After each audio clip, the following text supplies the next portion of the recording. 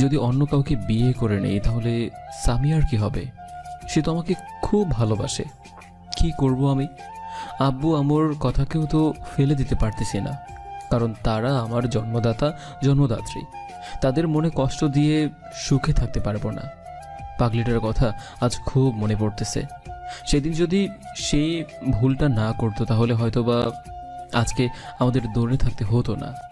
হ্যাঁ, সে আমার কাছে অনেকবার ক্ষমা চেয়েছে তার ভুলের জন্য, কিন্তু আমি তাকে ক্ষমা করতে পারিনি।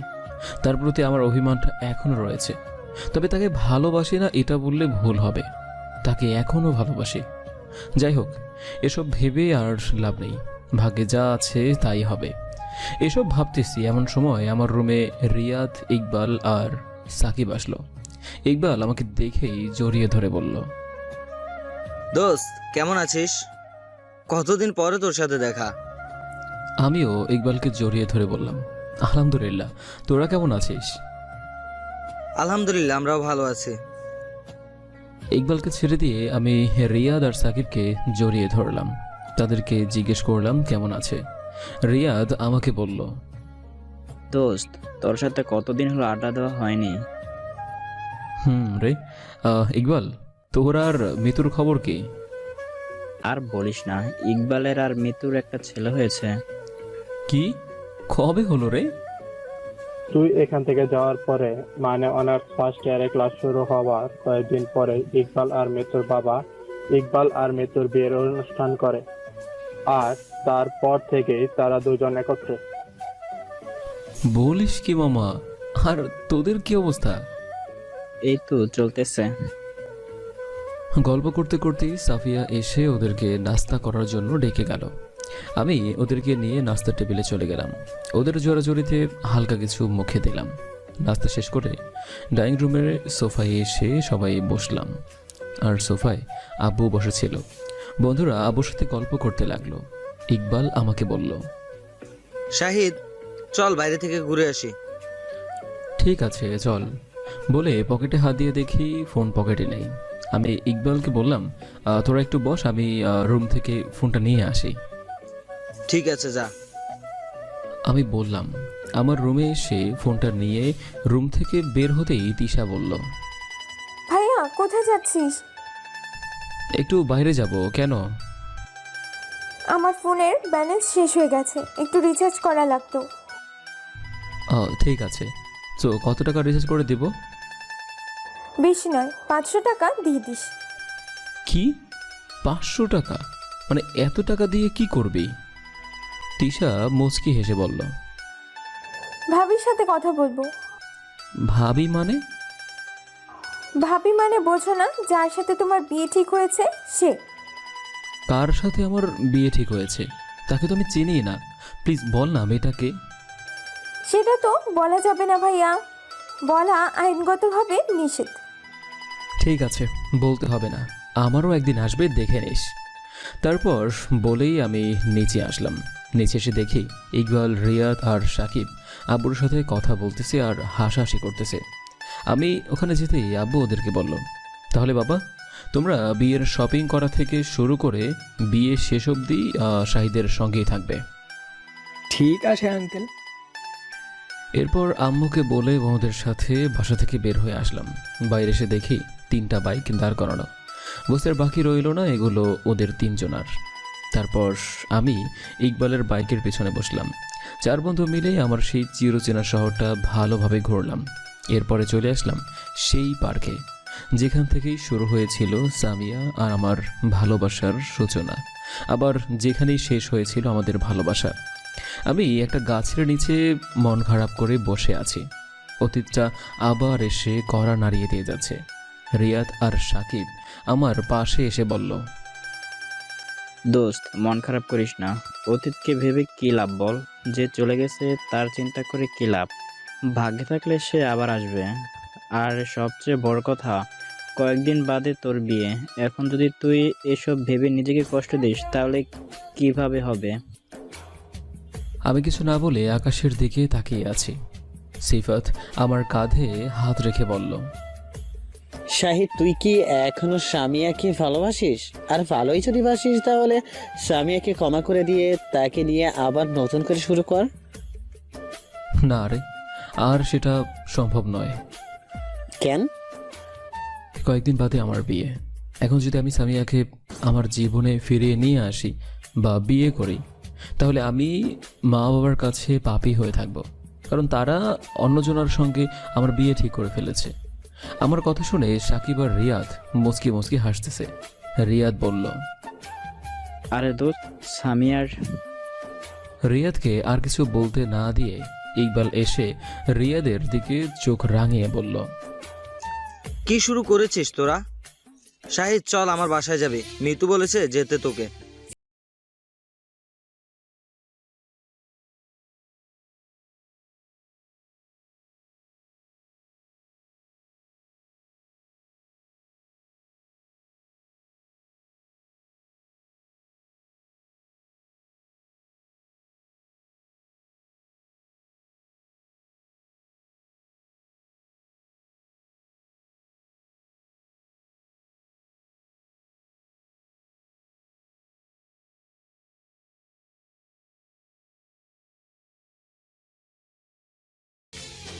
ও, এইবার বুঝলাম, এটা আমার ফ্রেন্ডের ছেলে। আমি রাফিকে কোলে তুলে নিতেই একটা মেইলি কণ্ঠে কে যেন বলল। কে এসেছে রাফি? কথাটা শুনে আমি সামনে তাকিয়ে দেখি মিতু দাঁড়িয়ে আছে। মিতু আমাকে দেখে অবাক হয়ে বলল, আরে শাহিদ, কেমন আছিস? আলহামদুলিল্লাহ, তুই কেমন আছিস? আমিও ভালো আছি। এটাই কি তোর আর ইকবালের ছেলে? না, এটা আমার ছেলে। পিছন থেকে কে যেন বলল। না, এটা আমার ছেলে। পিছনে ঘুরে দেখি ইকবাল দাঁড়িয়ে আছে। তখন মিতু বলল, এটা আমার ছেলে। না, এটা আমার ছেলে। এই তো শুরু হয়ে গেল তোদের তর্ক বিতর্ক অনুষ্ঠান। আমি ওদেরকে ঝাড়ি দিয়ে বললাম, এই তোরা থামবি? হ্যাঁ, তোদের এই অভ্যাসটা এখনো কেন না? আমার ঝাড়ি খেয়ে মিতু বলল। সরি রে দোস্ত, আচ্ছা ভিতরে চল। এরপরে আমরা যে সোফায় বসলাম। আমি ইকবালকে বললাম, কিরে, আঙ্কেল আন্টিদেরকে যে দেখছি না? ও, তারা বেড়াতে গেছে। ও। এরপরে মিতুর সাথে আরও কিছুক্ষণ আড্ডা দিলাম। আসলে সব বন্ধুরা এক জায়গায় হয়েছি তো, তাই একটু আড্ডা দিতে বেশি সময় লাগলো। আমি মিতুকে বললাম, মিতু, নীলার কি অবস্থা? নীলার বিয়ে হয়েছে? তাই? এখন কোথায় থাকে? সিলেটে। মানে নীলার মামাতো ভাইয়ের সাথে ওর বিয়ে হয়েছে? বাহ, খুব ভালো তো। রে ভাই, কিন্তু আমাদের চাচাতো বোন, মামাতো বোন, ফুফাতো বোন গুলো যে কোথাও উধাও হয়ে গেছে। আমরা এতদিন ধরে ফ্রি আছি, কেউ আমাদের দেখতে পায় না। সাকিবের কথা শুনে সবাই একটু হাসলাম। আমি মিতুকে বললাম, দোস্ত, আগামী 5 তারিখে আমার বিয়ে। তুই আর ইকবাল আগেই চলে আসিস। কস কি মামা? তোর বিয়ে কার সাথে? মেয়েটাকে? মেয়েকে আমি নিজেই জানি না, আর মেয়েটা নাকি একেবারে বাসর রাতে আমার সঙ্গে দেখা করবে। তুই শেষ মামা। জন্মের পর থেকেই দেখা হওয়ার না, মানে পরিচয় হওয়ার পরেও বাসর রাতে আমাকে যে পেন দিয়েছিল, সেই হিসেবে বাসর রাতের পরিচয় তো তোর জীবন শেষ করে দিবে। মিতু রেগে যেয়ে বলল, এই ফাজিল, এইসব কথা এদেরকে বলতে হবে? আরে এতে রাগার কি আছে? আমাদের বন্ধুকে তো এসব জানতে হবে, নইলে পরে আবার। ইকবালকে আর বলতে না দিয়ে মিতু বলল, হয়েছে হয়েছে, চুপ কর। ওদের সাথে আরও কিছুক্ষণ আড্ডা দিয়ে বাসায় ফিরলাম। বাসায় ফিরতে সন্ধ্যা হয়ে গেল। বাসায় এসে ফ্রেশ হয়ে সাফিয়ার রুমে গেলাম, আর সেখানে যে দেখি তিশা ফোনে কারোর সাথে যেন কথা বলতেছে। আমাকে দেখে ফোনটা রেখে দিল। আমি সেদিকে বেশি গুরুত্ব না দিয়ে ওদের দুজনের জন্য ফুচকা নিয়ে এসেছিলাম, তা দিয়ে দিলাম। অথবা রাতে ডিনার করে রুমে এসে শুয়ে পড়লাম। সকালে ঘুম থেকে উঠে নাস্তা করে তিশা আর সাফিয়া ওদেরকে নিয়ে শপিং করতে গেলাম। আমার বন্ধুরা আজকে আসবে না। শপিং শেষ করে বাসায় চলে আসলাম। দুপুরে লাঞ্চ করে রওনা দিলাম রাজশাহীতে। রাজধানীতে পৌঁছানোর পরে মামার বাসায় গেলাম।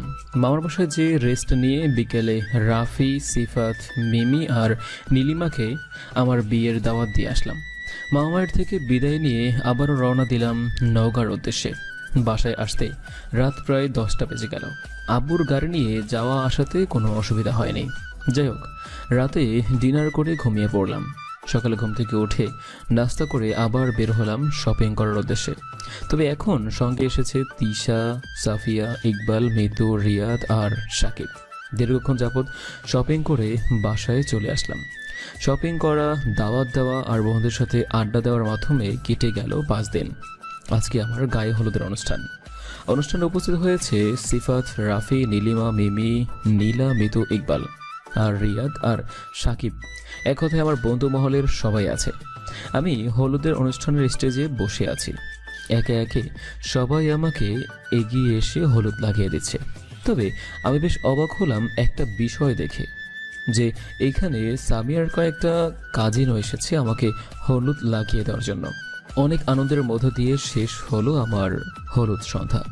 অনুষ্ঠান শেষ হতে অনেক রাত হয়ে গেল। ইকবাল আর মিতু তাদের বাসায় চলে গিয়েছে।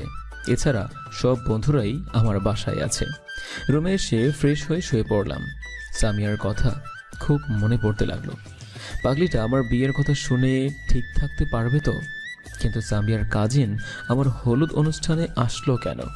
এসব ভাবতে ভাবতে ঘুমিয়ে পড়লাম। সকালে ঘুম থেকে উঠে ফজরের নামাজ পড়ে একটু বের হলাম, হাঁটাহাঁটি করে আবার বাসায় চলে আসলাম। আজকে আমার বিয়ে ভাবতেই কেমন যেন লাগতেছে। আগামীকাল থেকে আমি আর নিজের ইচ্ছে মতো বা স্বাধীনভাবে চলাফেরা করতে পারবো না। আগামীকাল থেকে বেশি রাত করে বাইরেও থাকতে পারবো না। সিঙ্গেল লাইফটাকে খুব মিস করব। কতই না সুন্দর ছিল আমার লাইফটা। আমি তিশা, সাফিয়া, সিফাত আর রিয়াদ এক গাড়িতে উঠলাম, আর অন্যরা অন্য গাড়িতে উঠেছে। যাই হোক, প্রায় আধা ঘন্টা গাড়ি চলার পরে একটা লাইটিং করা জায়গায়, মানে বাসার সামনে এসে গাড়িটা দাঁড়ালো। মনে হচ্ছে এটাই আমার হবু শ্বশুরমশাইয়ের বাসা। গাড়ি থেকে নেমে বাসার গেটের কাছে আসলাম। বাসাটা দেখে আমার পরিচিত মনে হলো। মনে হচ্ছে কয়েকবার এসেছি, কিন্তু রাত হওয়ায় বিষয়টা ক্লিয়ার হলাম না। গেটের কাছে যাওয়ার পরে কাছে দিয়ে ফিতা কাটলাম। ফিতা কাটার সাথে সাথে ছাদ থেকে ফুল পড়তে লাগলো, আর বিভিন্ন আতশবাতিও ফুটতে লাগলো। একটা মহিলা এসে আমাকে মিষ্টি আর কিছু শরবত খাইয়ে দিয়ে চলে গেলেন। মহিলাটি হিজাব পরিহিত অবস্থায় ছিলেন। বিয়ের সব ঝামেলা মিটিয়ে আমার বউকে নিয়ে আমার শ্বশুর মশাইয়ের বাসা থেকে বের হলাম। গাড়িতে ওঠার পরেও আমার গিন্নি মাথা নিচু করে বসেছিল, আর তার ছোঁয়াটা আমার কাছে বেশ পরিচিত মনে হচ্ছে। বাসায় পৌঁছে গাড়ি থেকে নেমে বাসায় ঢুকতেই আম্মু তার বৌমাকে বরণ করে নিলেন। এরপরে তিশা আর সাফিয়া আমার গিন্নিকে আমার রুমে নিয়ে গেল, আর আমি বন্ধুদের সাথে ছাদে আসলাম। তবে অবাক করার বিষয় হলো, আমি আমার গিন্নির মুখটা এখন পর্যন্ত দেখতে পেলাম না। বন্ধুদের সাথে আড্ডা দিতেই তিশা আর সাফিয়া দুজনে এসে আমাকে রুমে যাওয়ার জন্য ডেকে গেল। বন্ধুদের থেকে বিদায় নিয়ে আসার সময় ইকবাল বলল, দোস্ত, তোর জন্য তোর বাসর রুমে এমন কিছু অপেক্ষা করতেছে, তুই তা কল্পনাও করতে পারবি না। আমি আর কিছু না বলে মুচকি হাসি দিয়ে ছাদ থেকে আমার রুমের দরজার সামনে চলে আসলাম। দরজার সামনে এসে দেখি দুজন সৈনিক দাঁড়িয়ে আছে। আমি বললাম, কি চাই তোদের? দুজনে 5,000 টাকা। কি 5,000 টাকা? আমার কাছে নেই। দিবে কিনা বলো, নইলে কি? হেডকোয়ার্টারে শুট করার অর্ডার দিয়ে দিব। আমি ভয়ে ভয়ে বললাম, মানে? তিশা মুচকি হেসে বলল, মানেটা না হয় ভেতরে ঢুকলেই বুঝতে পারবে। এখন টাকা দাও। কি আর করবো, ওদেরকে না দিলে কাকে দেব? পকেট থেকে ক্রেডিট কার্ডটা বের করে দিলাম। ক্রেডিট কার্ড দেখে তিশা বলল, আমরা এটা নিয়ে কি করব? আমাদের শুধুমাত্র 5,000 টাকা দাও। আমার কাছে ক্রেডিট কার্ড ছাড়া আর কিছুই নেই, তোরা এটাই নিয়ে যা। তিশা আর সাফিয়া আমার ক্রেডিট কার্ড নিয়ে চলে গেল। আমি দরজা খুলে রুমের ভিতরে ঢুকতেই আমার গিন্নি খাট থেকে নেমে এসে আমার পায়ে সালাম দিতে লাগলো। তবে এখনও ঘোমটা দিয়ে আছে, যার ফলে তাকে স্পষ্ট চেনা যাচ্ছে না। আমি ওর কাঁধ ধরে আমার পা থেকে উপরে ওঠাতেই আমি ওর মুখ দেখতে পেলাম। তার মুখটা দেখার সাথে সাথে আমি 2 কদম পিছনেই হেঁটে গেলাম, কারণ আমার গিন্নি আর কেউ নয়। আমার গিন্নি হলো আমার এক্স সামিয়া। সামিয়া আমার সামনে মাথা নিচু করে বলতে লাগলো, আমি জানি সাহিদ, তুমি আমাকে মেনে নেবে না, আমাকে স্বামীর অধিকার দেবে না। তোমার মনে আমার জন্য রয়েছে শুধু ঘৃণা। হয়তো তুমি এখন এগুলো বলতে। প্রত্যেকটা মেয়ে এই রাত নিয়ে কিছু স্বপ্ন জমিয়ে রাখে, তেমনই আমিও রেখেছিলাম।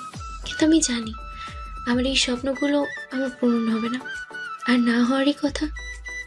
যেই ছেলেটার মনে শুধু রয়েছে মেয়েটার প্রতি ঘৃণা, রাগ, অভিমান, সেই ছেলে মেয়েটিকে কী করে তার জীবনসঙ্গী হিসেবে গ্রহণ করবে?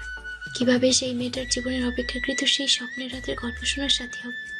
কখনোই হবে না। আমি তোমাকে এইভাবে বিয়ে করতে চাইনি। আমি আগে তোমার মনটাকে জয় করতে চেয়েছিলাম, কিন্তু তোমার পরিবার আমার আর তোমার সম্পর্কে সব কিছু জানে। তারপর তোমার বাবা আমার বাবাকে বিয়ের প্রস্তাব দেয়, আর আমার বাবাও রাজি হয়ে যায়। ফলে আজকে আমাকে বিয়ের পিঁড়িতে বসতে হয়। আমি জানি আমি অনেক বড় ভুল করেছিলাম, সেটার জন্য তোমার কাছে ক্ষমাও চেয়েছি, কিন্তু তুমি প্রতিবারই আমাকে ফিরিয়ে দিয়েছো।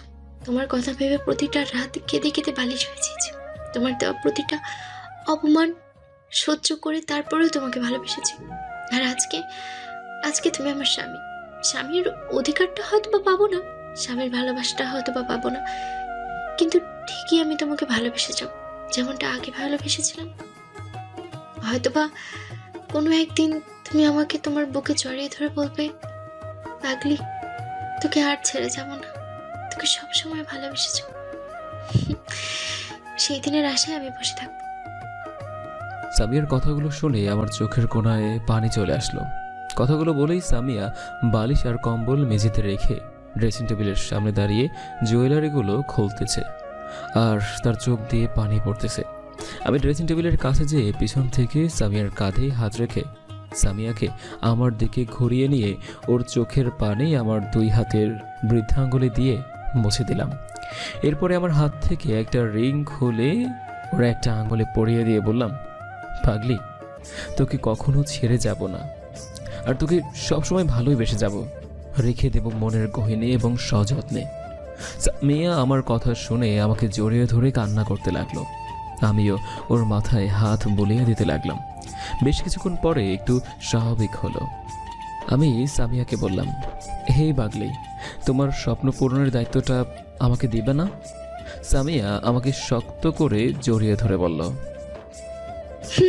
আমার সব স্বপ্ন পূরণের দায়িত্ব এখন থেকে তোমার।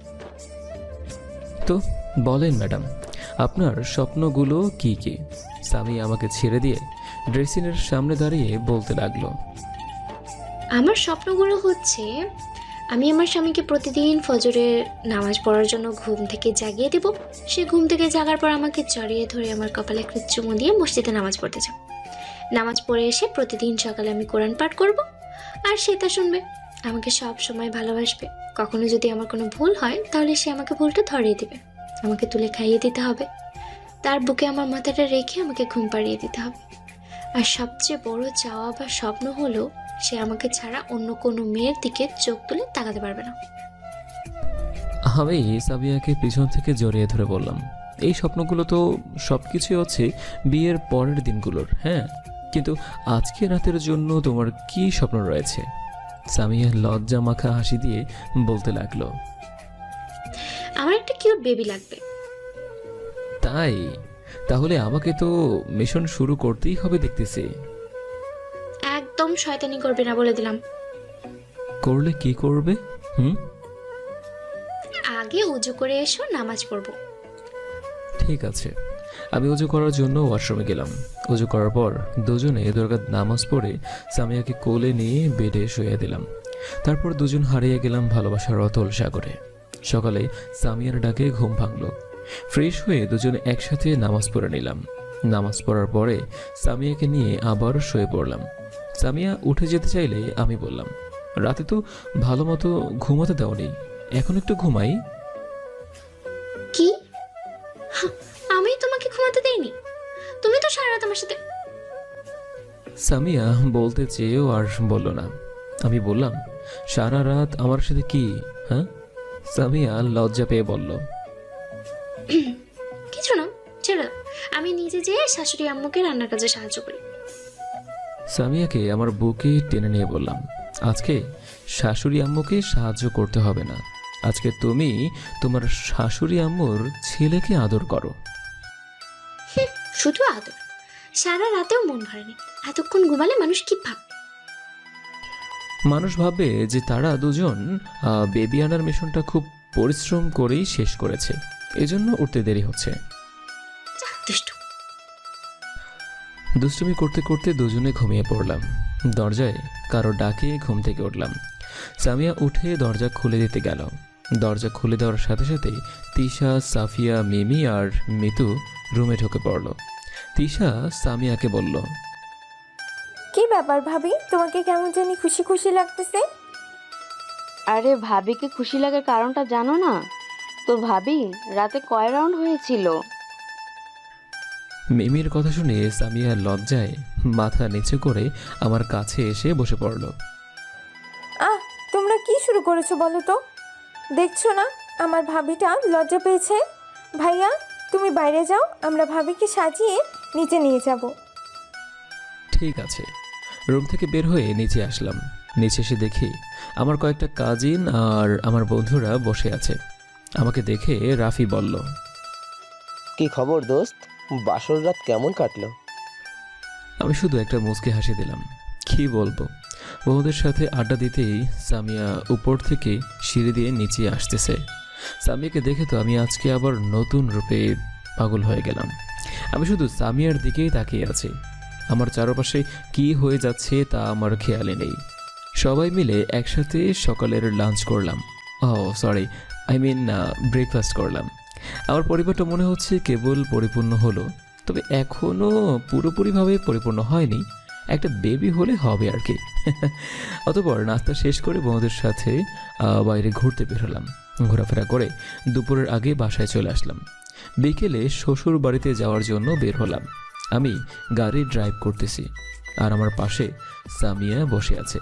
আমি সামিয়াকে বললাম, সামিয়া, গায়ে হলুদের দিন আমার বাসায় তোমার যেই কাজিনগুলো এসেছিল তাদেরকে তুমি পাঠিয়েছিলে? হ্যাঁ, কেন?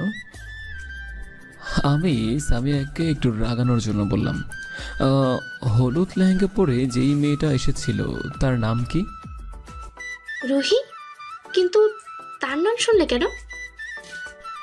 আমি মুচকি হেসেই বললাম, মেয়েটা দেখতে খুব সুন্দর ছিল, মোরা তো চেয়েছিল বিয়ে করি। সামিয়া রেগে যেয়ে বলল, কি? তুমি আমাকে ছাড়া অন্য মেয়ের দিকে নজর দিয়েছিলে? আমি কি জানতাম তোমার সাথেই আমার বিয়ে হচ্ছে? জানলে তো আর কারো দিকে তাকাতাম না। সামিয়া বাইরের দিকে মুখ করে বলল, তোমার সাথে আমার কথাই নেই। আমি একটা হাসি দিয়ে এক হাত দিয়ে সামিয়াকে আমার কাছে টেনে নিয়ে কপালে একটা চুমু দিয়ে বললাম, পাগলি, তোমাকে ছাড়া আর কারো দিকেই আমি তাকাইনি। আমি তোমাকে রাগানোর জন্য বললাম। আমাকে রাগাতে কি তোমার ভালো লাগে? হ্যাঁ, খুব ভালো লাগে। তুমি যখন রেগে যাও তখন তোমার গাল দুটো স্ট্রবেরি ফলের মতো লাগে, মন চায় খেয়ে ফেলি। আমাকে আর পাম দিতে হবে না। আমি সামিয়াকে আমার কোলে বসিয়ে বললাম, লক্ষ্মী সোনা, রাগ করে না, একটু হাসো প্লিজ, না হাসলে করবো যে তোমায় স্ট্রবেরির গাল দুটোতে কিস। অতঃপর সামি আমার কথা শুনে ফিক করে হেসে দিল। শ্বশুর বাড়ির সামনে এসে গাড়িটা পার্ক করে বাসার ভিতরে ঢুকলাম আর শাশুড়ি মাকে দেখে সালাম দিয়ে বললাম, আম্মু কেমন আছেন? আলহামদুলিল্লাহ। আমি আর সামিয়ার রুমে আসলাম। রুমে ঢুকে তো আমি অবাক হয়ে গেলাম, কারণ সামিয়ার পুরো রুমটা আমার আর সামিয়ার ছবি দিয়ে সাজানো আছে, যেই ছবিগুলো আজ থেকে 4 বছর আগের তোলা ছিল।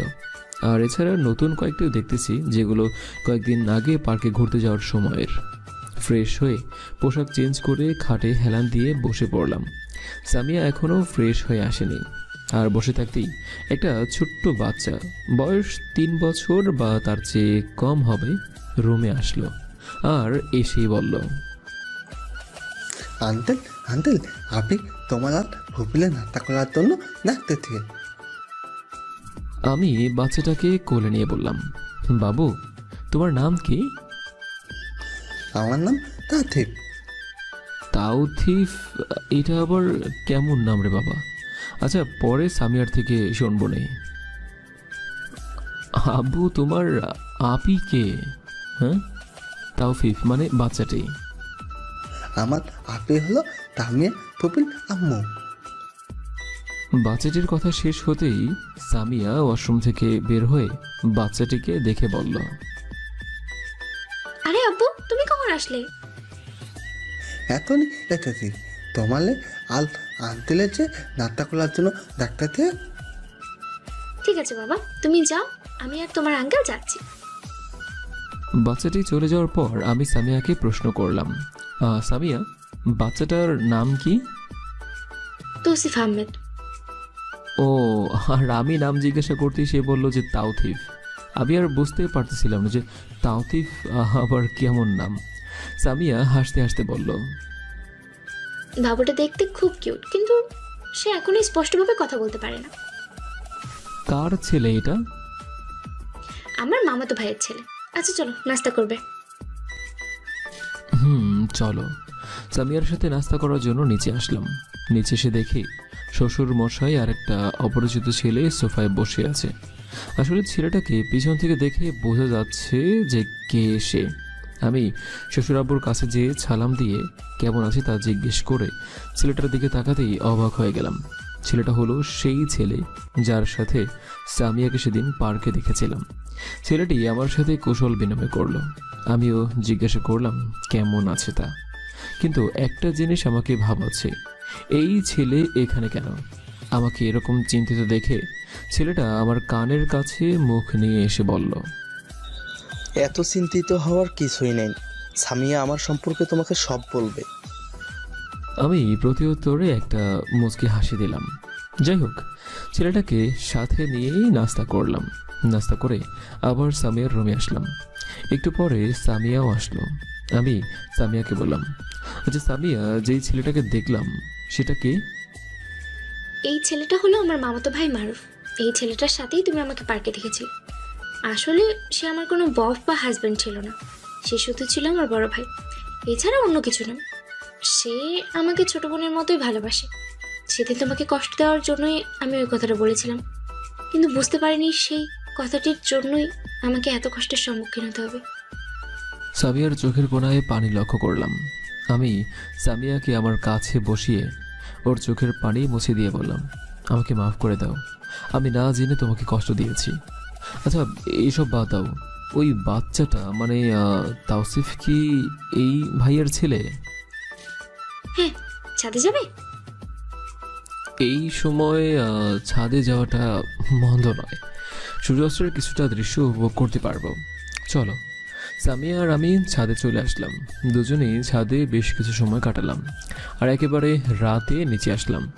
অতঃপর ডিনার করে এসে শুয়ে পড়লাম। একটু পরে সামিয়া রুমে আসলো। এসে কোনো কথা না বলে আমার বুকের উপর শুয়ে পড়ল। আমিও আমার পাগলির মাথায় হাত বুলিয়ে দিতে লাগলাম। সামিয়া আমাকে জড়িয়ে ধরে গল্প করতেছে আর আমি শুনতেছি। সকালে ঘুম থেকে উঠে নামাজ পড়ে দুজনেই ছাদে আসলাম। একটু পরে তাওসিফ এসে সকালের নাস্তা করার জন্য ডেকে গেল। দুজনে নিচে গিয়ে নাস্তা করতে বসলাম। তবে এখন খাবার সার্ভ করতেছে অন্য একজন মহিলা। আমি সামিয়াকে জিজ্ঞেস করলাম। সে বলল এটা তাওসিফের আম্মু, মানে মারুফ ভাইয়ার স্ত্রী আর আমার ভাবি, খুবই মিশুক স্বভাবের। আর নাস্তা শেষ করে রুমে আসলাম। আসলে নিজ শহরের শ্বশুরবাড়ি হওয়ার কারণে শ্বশুরবাড়ি থেকে ঘুরতে যাওয়ার তেমন কোনো জায়গা নেই। 2 দিন শ্বশুরবাড়ি থেকে বাসায় চলে আসলাম। মামা মামি আর তিশা বাসায় চলে গিয়েছে। কয়েকদিন পর তিশার এক্সাম। আর হ্যাঁ, মিমি, সিফাত, রাফি আর নীলিমারাও আজকে সকালে চলে গিয়েছে। দুপুরে লাঞ্চ শেষ করে বসে থেকে টিভি দেখার সময় আব্বু আমাকে 2টা টিকিট দিয়ে বলল, তুমি আর সামিয়া 3 দিনের জন্য কক্সবাজারে হানিমুনে যাবে। আমি তো খুশিতে দিশেহারা হয়ে গেলাম। কত দিনের স্বপ্ন বউকে নিয়ে হানিমুনে যাব। সামিয়ার দিকে তাকিয়ে দেখি সামিয়াও খুশি হয়েছে। আর আমি আব্বুকে বললাম, আব্বু আমাদের টিকিট কয়টায়? আগামীকাল সকাল 7টায়। ঠিক আছে। সামিয়ার আমি রুমে আসলাম। সামিয়া বেড ঝাড়তে ঝাড়তে বলল, জানো আজকে আমি সবচেয়ে বেশি খুশি হয়েছি। আমি সামিয়াকে পিছন থেকে হালকা জড়িয়ে ধরে বললাম, এত খুশি হওয়ার কারণটা কি জানতে পারি? তখন সামিয়া বেড ঝাড়া রেখে আমার গলা জড়িয়ে ধরে বলল, এই যে প্রিয় মানুষটির সঙ্গে হানিমুনে যাব, এটা কি খুশির খবর নয়? হ্যাঁ, আমিও অনেক খুশি হয়েছি। অতঃপর বিকেলে আমি আর সামিয়া দুজন শপিং করতে গেলাম। যদিও বিয়ের আগে প্রয়োজনীয় সব শপিং করা হয়েছিল, কিন্তু হানিমুনে যাওয়ার জন্য আলাদা করে আবারও শপিং করতেছি। আর শপিং শেষ করে একটা রেস্টুরেন্টে ঢুকলাম। রেস্টুরেন্টে যাওয়ার পরে আমার জন্য 1 কাপ কফি অর্ডার করলাম আর সামিয়াকে জিজ্ঞেস করলাম, সামিয়া তুমি কি খাবে? সামিয়া নম্র স্বরে বলল, আমি ফুচকা খাবো। কি তোমার এখনো ছোট্ট বাচ্চাদের মতো ফুচকা খাওয়ার অভ্যাস গেল না? ফুচকা কি শুধু ছোট বাচ্চারাই খায়? একটু পিছনে তাকিয়ে দেখো। সামিয়ার কথা শুনে পিছনে তাকিয়ে দেখি একটা ছেলে একটা মেয়েকে ফুচকা তুলে খাওয়াচ্ছে। আমি মুচকে এসে সামিয়াকে বললাম, তুমিও কি এইভাবে খেতে চাচ্ছ? সামিয়া মাথা নেড়ে হ্যাঁ সম্মতি দিল। আমি ওইটারকে বলে 1 প্লেট ফুচকা নিয়ে আসলাম। সামিয়াকে আমার পাশে বসিয়ে ফুচকা তুলে খাওয়াতে লাগলাম। আর সামিয়া ছোট বাচ্চাদের মতো করে খাচ্ছে। তারপর আমি ওকে খাওয়াই দিতেছি। সামিয়া 1 প্লেট খেয়ে ফুচকা আমাকেও তুলে খাইয়ে দিল। আমিও সেটা খেয়ে নিলাম। প্রিয় মানুষটির হাতে কোনো কিছু তুলে খাওয়া যে কতটা আনন্দের তা সকলেই জানে। আর প্রিয় মানুষটা যদি হয় নিজের লাইফ পার্টনার, তাহলে তার কথাই থাকে না। যাই হোক, ফুচকা খাওয়া শেষ করে বিল পেমেন্ট করে রেস্টুরেন্ট থেকে বের হয়ে আসলাম। গাড়ির কাছে এসে আমি সামিয়াকে বললাম, আর কিছু খাবে কি? সামিয়া কিছুক্ষণ চুপ করে থেকে বলল, একটা আইসক্রিম হলে মন্দ হয় না। সামিয়ার জন্য দোকান থেকে একটা আইসক্রিম নিয়ে আসলাম। সামিয়াকে আইসক্রিম দিয়ে গাড়িতে উঠে বসলাম। সামিয়া আইসক্রিম খেতে খেতে আমার পাশের সিটে বসলো। আমি গাড়ি ড্রাইভ করতেছি আর সামিয়ার আইসক্রিম খাওয়া দেখতে লাগলাম আর চোখে। বিষয়টা বুঝতে পেরে আমার দিকে আইসক্রিমটা এগিয়ে দিয়ে দুষ্ট হেসে বলল, আমি তোমার এই আইসক্রিম খাবো না। তাহলে কোনটা খাবে? আইসক্রিমটা গলে যাওয়ার ফলে আইসক্রিম খাওয়ার সময় সামিয়ার 2 গালে কিছুটা লেগে যায়। আমি সামিয়ার গালের দিকে আঙুল দিয়ে দেখিয়ে বললাম, তোমার ওইগুলো খাবো। আমার কথা শুনে সামিয়া হাত দিয়ে যেমনি তার গালে লেগে থাকা আইসক্রিমগুলো মুছতে যাবে, তখনই আমি তার হাতটা ধরে ফেলে বললাম, থাক, এগুলো এত কষ্ট করে হাত দিয়ে মোছার কি আছে? অতঃপর গাড়িটা রোডের পাশে পার্ক করে বলতে লাগলাম, মানে? সামিয়াকে আর কিছু বলতে না দিয়ে একটানে আমার কোলে বসিয়ে ওর গালে লেগে থাকা আইসক্রিমগুলো চুষে খেতে শুরু করলাম। আইসক্রিম খাওয়া শেষ করে সামিয়ার দিকে তাকিয়ে দেখি সে এক নজরে আমার দিকে তাকিয়ে আছে আর ওর ঠোঁটগুলো কাঁপতেছে। আমি লোভ সামলাতে না পেরে ঠোঁটগুলোতে হালকা ছোঁয়া দিলাম। সামিয়া আমার থেকে একটু সরে বসে বলল, এই তোমার রাস্তাঘাটেও বাদরামি শুরু হয়ে গেছে, হ্যাঁ? আমি সামনের দিকে তাকিয়ে ড্রাইভ করতে করতে বললাম, কি করবো বলো? তোমার স্ট্রবেরির মতো গালে যদি মেঘের মতো বরফ কণা জমা হয়ে থাকে আর সেগুলো যদি গোলাপি ঠোঁট দুটোকে স্পর্শ করে, তাহলে কি করে ঠিক থাকবো? সামিয়া আমার কথা শুনে একটু ফিক করে হেসে দিয়ে বলল, আমাকে বলতে তাহলে আমি তোমাকে ভালোভাবেই খাওয়াইতাম। সেটা না হয় ধরাই থাকলো। বললেই হলো।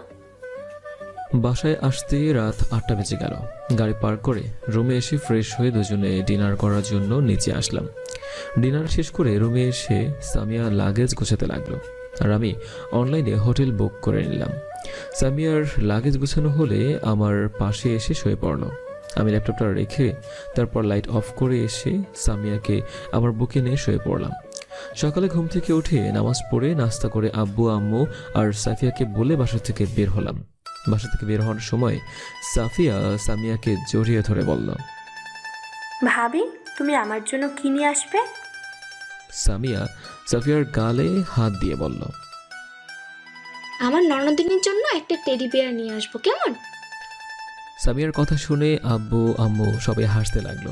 যাই হোক, গাড়ি নিয়ে বাস স্ট্যান্ডে আসলাম। আর হ্যাঁ, আমরা হানিমুনে যাচ্ছি কিন্তু বাসে করে, তবে প্লেনে জার্নি করলে বেশ মজাদার হতো। বালুডাঙ্গা বাস স্ট্যান্ডে এসে গাড়ি থেকে নেমে আমি আর সামিয়া বাসে উঠলাম। একটু পরেই বাস ছেড়ে দিল। বাস ছেড়ে দেওয়ার পরে আমি ব্যাগ থেকে চাটনি আর কিছু চিপস সামিয়াকে বের করে দিলাম। সামিয়া আমার কাঁধে মাথা রেখে সেগুলো খাচ্ছে আর মাঝে মাঝে আমাকেও খাইয়ে দিচ্ছে। দীর্ঘক্ষণ যাবৎ জার্নি করে পৌঁছে গেলাম কক্সবাজারে। বাস থেকে নেমে সোজাই হোটেলে চলে গেলাম। রাত হওয়ায় আর কোথাও ঘুরতে বের হলাম না। ম্যানেজারের কাছ থেকে রুমের চাবিটা নিয়ে এসে দরজা খুলে রুমে ঢুকলাম। লাগেজের ব্যাগগুলো সোফায় রেখে দুজনে ফ্রেশ হওয়ার জন্য ওয়াশরুমে গেলাম। আর ফ্রেশ হয়ে বেডে বসতেই কে যেন দরজায় টোকা দিল। দরজা খুলে দেখি ওয়েটার আমাদের জন্য খাবার নিয়ে এসেছে। খাবারগুলো রুমে নিয়ে এসে 2টা প্লেটে সাজিয়ে দিয়ে সামিয়া বলল, দুইটাই কেন সাজাইতেছো? কেন, তুমি খাবে না? খাবো কিন্তু তোমার হাতে। ঠিক আছে। এরপরে এক প্লেটে খাবার নিয়ে সামিয়াকে তুলে খাইয়ে দিচ্ছি আর আমিও খাচ্ছি। খাওয়ার মাঝপথে সামিয়া হাত ধুয়ে আমার হাত থেকে প্লেটটা নিয়ে আমাকে খাইয়ে দিতে লাগলো। খাওয়া দাওয়া শেষ করে দুজনেই ঘুমিয়ে পড়লাম, কেননা দীর্ঘ পথ জার্নি করার ফলে শরীরটা বেশ ক্লান্ত হয়ে পড়েছে। সকালে ঘুম থেকে উঠে নামাজ পড়ে দুজন বের হলাম সকালের বিশুদ্ধ বাতাসে নিঃশ্বাস নেওয়ার জন্য সৈকতের উদ্দেশ্যে। সৈকতে কিছু সময় অতিবাহিত করার পরে আবার ফিরে আসলাম হোটেলে। হোটেলে এসে নাস্তা করার পরে আবার বের হলাম কলাতলি বিচে, যেটা কক্সবাজার শহরের খুব নিকটে অবস্থিত। এভাবে সুগন্ধা বিচ, লাবণীয় বিচে গেলাম। বিচগুলোতে বেশ কিছু সময় কাটালাম।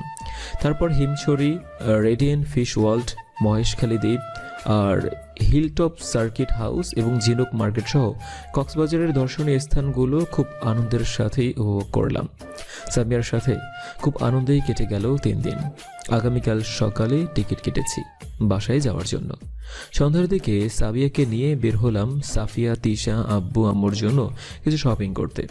সামিয়ার পছন্দ মতো তাদের জন্য শপিং করে হোটেলে চলে আসলাম। রাতে ডিনার করে শুয়ে পড়লাম। সকালে ঘুম থেকে উঠে নাস্তা করে বাস স্ট্যান্ডের দিকে রওনা দিলাম। দীর্ঘ পথ অতিক্রম করে আবার ফিরে আসলাম নওগাঁয়। নওগাঁয় পৌঁছাতে রাত হয়ে গেল। বাস থেকে নামতেই দেখি আব্বু আর সাফিয়া গাড়ি নিয়ে দাঁড়িয়ে আছে। তাদের সাথে কথা বলে গাড়িতে উঠলাম। ড্রাইভার আঙ্কেল গাড়ি চালাতে লাগলেন। আমি, সামিয়া আর সাফিয়া পিছনে বসেছি। আব্বু ড্রাইভার আঙ্কেলের পাশেই বসেছে। বাসায় এসে আম্মুর সাথে কথা বলে রুমে এসে ফ্রেশ হয়ে ডিনার করার জন্য নিচে আসলাম। ডিনার শেষ করে আব্বু আম্মুর জন্য যা নিয়ে এসেছিলাম তা দিয়ে দিলাম আর সাফিয়াকে রুমে আসতে বললাম। আমি আর সামিয়া রুমে আসার কিছুক্ষণ পরে সাফিয়া আমার রুমে আসলো। সামিয়া ব্যাগ থেকে সাফিয়ার জন্য আনা নেকলেস আর পায়েল বের করে দিল। সাফিয়া এগুলো পেয়ে খুব খুশি হয়েছে আর খুশির ঠেলায় সামিয়াকে জড়িয়ে ধরল। সাফিয়া কিছুক্ষণ আমাদের সাথে গল্প করার পরে রুম থেকে বের হয়ে গেল। আমরাও ঘুমিয়ে পড়লাম। সকালে আজকে একটু দেরিতেই ঘুম ভাঙল। ঘুম থেকে উঠে নাস্তা করে সামিয়াকে নিয়ে শ্বশুর বাড়িতে গেলাম আর সেখানে 2 দিন থাকার পরে বাসায় চলে আসলাম। আর এইভাবে কেটে গেল 1 সপ্তাহ। আজকে রাতে রাজশাহীতে যাব, কেননা কয়েকদিন পরে এক্সাম। আর সবচেয়ে বড় কথা হচ্ছে সামিয়ার অফিস আছে। আম্মু আব্বুর কাছ থেকে বিদায় নিয়ে বের হলাম। আর হ্যাঁ, সাফিয়াও আমাদের সঙ্গে যাবে। আম্মু আব্বু আসতে না দিতে চাইলেও আমার আর সামিয়ার জন্য আসতে দিল, বিশেষ করে সামিয়ার জন্য। রাজশাহীতে পৌঁছে মামার বাসার সামনে যে গাড়ি থেকে নেমে পড়লাম। বাসায় ঢুকে মা মামাকে সালাম দিয়ে কেমন আছে তা জিজ্ঞাসা করে রুমে চলে আসলাম। তিশা আমার রুমটা আগে থেকে পরিষ্কার করে রেখেছিল। রুমে আসার পরে আর ডিনার করলাম না, শুয়ে পড়লাম। সামিয়া, মা মামি আর সাফিয়া তিশার সঙ্গে গল্প করতেছে। একটু পরে রুমে এসে দরজা লাগিয়ে দিয়ে আমার বুকের উপর মাথা রেখে শুয়ে পড়ল। পরের দিন সকাল 8টায় কলেজে গেলাম, আর সামিয়া তার অফিসে গেল। ক্লাস শেষ করে বন্ধুদের সাথে আড্ডা দেওয়ার পর সামিয়াকে নিয়ে বাসায় আসলাম। পরের দিন কলেজে গেলাম, সামিয়াও আমার সঙ্গে ছিল, তবে সে সাধারণ পোশাক পরেছিল। আমি, সামিয়া, আমার বন্ধুরা মানে রাফি, সিফাত, মিমি আর নীলিমা এক জায়গায় বসে থেকে আড্ডা দিচ্ছিলাম। এমন সময় আবির আমাদের সামনে আসলো, আর ঠিক সেই মুহূর্তে আমার ফোনে একটা কল আসলো। আমি ফোনটা রিসিভ করে সাইটে গেলাম। আর হ্যাঁ, আমাদের বিয়ের কথা কলেজে আমার বন্ধুরা ছাড়া আর কেউ জানে না। এদিকে শিহাব সামিয়ার সামনে যেয়ে বলল, তোমার সাথে আমার কিছু কথা আছে। সামিয়া সহ সবাই অবাক, কারণ শিহাব যে খারাপ এটা সবাই জানে, আর এখানে এতগুলো মেয়ে থাকতে সামিয়াকে ডেকেছে, বিষয়টা অবাক হওয়ারই। তখন সামিয়া বলল, কি হয়েছে বলুন। সামিয়া শিহাবকে চেনে না, যদিও সেদিন রাতে শিহাব তাকে রেপ করতে চেয়েছিল, কিন্তু সামিয়া শিহাবের মুখটা ভালোভাবে দেখতে পারেনি। তবে শিহাবের নামে সামিয়া কেস লিখেছিল, এটা সত্য। আসলে আমি তোমাকে ভালোবেসে ফেলেছি। শিহাবের কথায় উপস্থিত সবাই বেশ ঘাবড়ে যায়। সামিয়া শান্তভাবে বলল, কি বললে? আমি তোমাকে ভালোবেসে ফেলেছি। সামিয়া নিজের রাগকে চেক দিয়ে বলল, আমি বিবাহিতা, ওই যে দেখতেছেন, এটা হলো আমার হাজব্যান্ড। দেখো, আমি তোমাকে শাহাদি থেকেও বেশি সুখে রাখবো। শাহাদের কাছ থেকে চলে এসো আমার কাছে। সেটা সম্ভব নয়। কেন সম্ভব নয়? আমি কি শাহাদের থেকে দেখতে খারাপ? আমার কি অর্থ সম্পদ কম আছে? নাকি শাহিদ তোমাকে যেই সুখ দেয় আমি তা দিতে পারবো না? শিহাবের কথা শেষ হতে না হতেই সামিয়া ঠাস ঠাস করে শিহাবকে দুইটা চর মেরে চিৎকার করে বলল, তোকে না আমি বললাম শাহিদ আমার হাজব্যান্ড, তাকে আমি ভালোবাসি, তবুও সে কথা তোর কানে গেল না। আর কি বললি? শাহিদ আমাকে যেই সুখ। কথা শেষ না করে পায়ের জুতো খুলে শিহাবের গালে মারতে থাকে। সামিয়ার চিৎকার শুনে কলেজের সব স্টুডেন্ট এক জায়গায় জড়ো হয়ে গিয়েছে। শিহাব সামিয়ার হাতে জুতার বাড়ি খাওয়ার পরে রাগে অপমানে ফুঁসতেছে। সামিয়াকে মিমি আর নীলিমা শিহাবের কাছ থেকে সরানোর চেষ্টা করতেছে, কিন্তু পারতেছে না। আমি সামিয়ার চিৎকার শুনে এসে দেখি সব স্টুডেন্ট এক জায়গায় জড়ো হয়ে গিয়েছে। আমি সামিয়ার কাছে যেয়ে দেখি সে শিহাবকে ইচ্ছে মতো জুতা দিয়ে মারতেছে। আমি সামিয়াকে আবিরের কাছ থেকে ছাড়িয়ে নিয়ে বললাম, কি হয়েছে সামিয়া?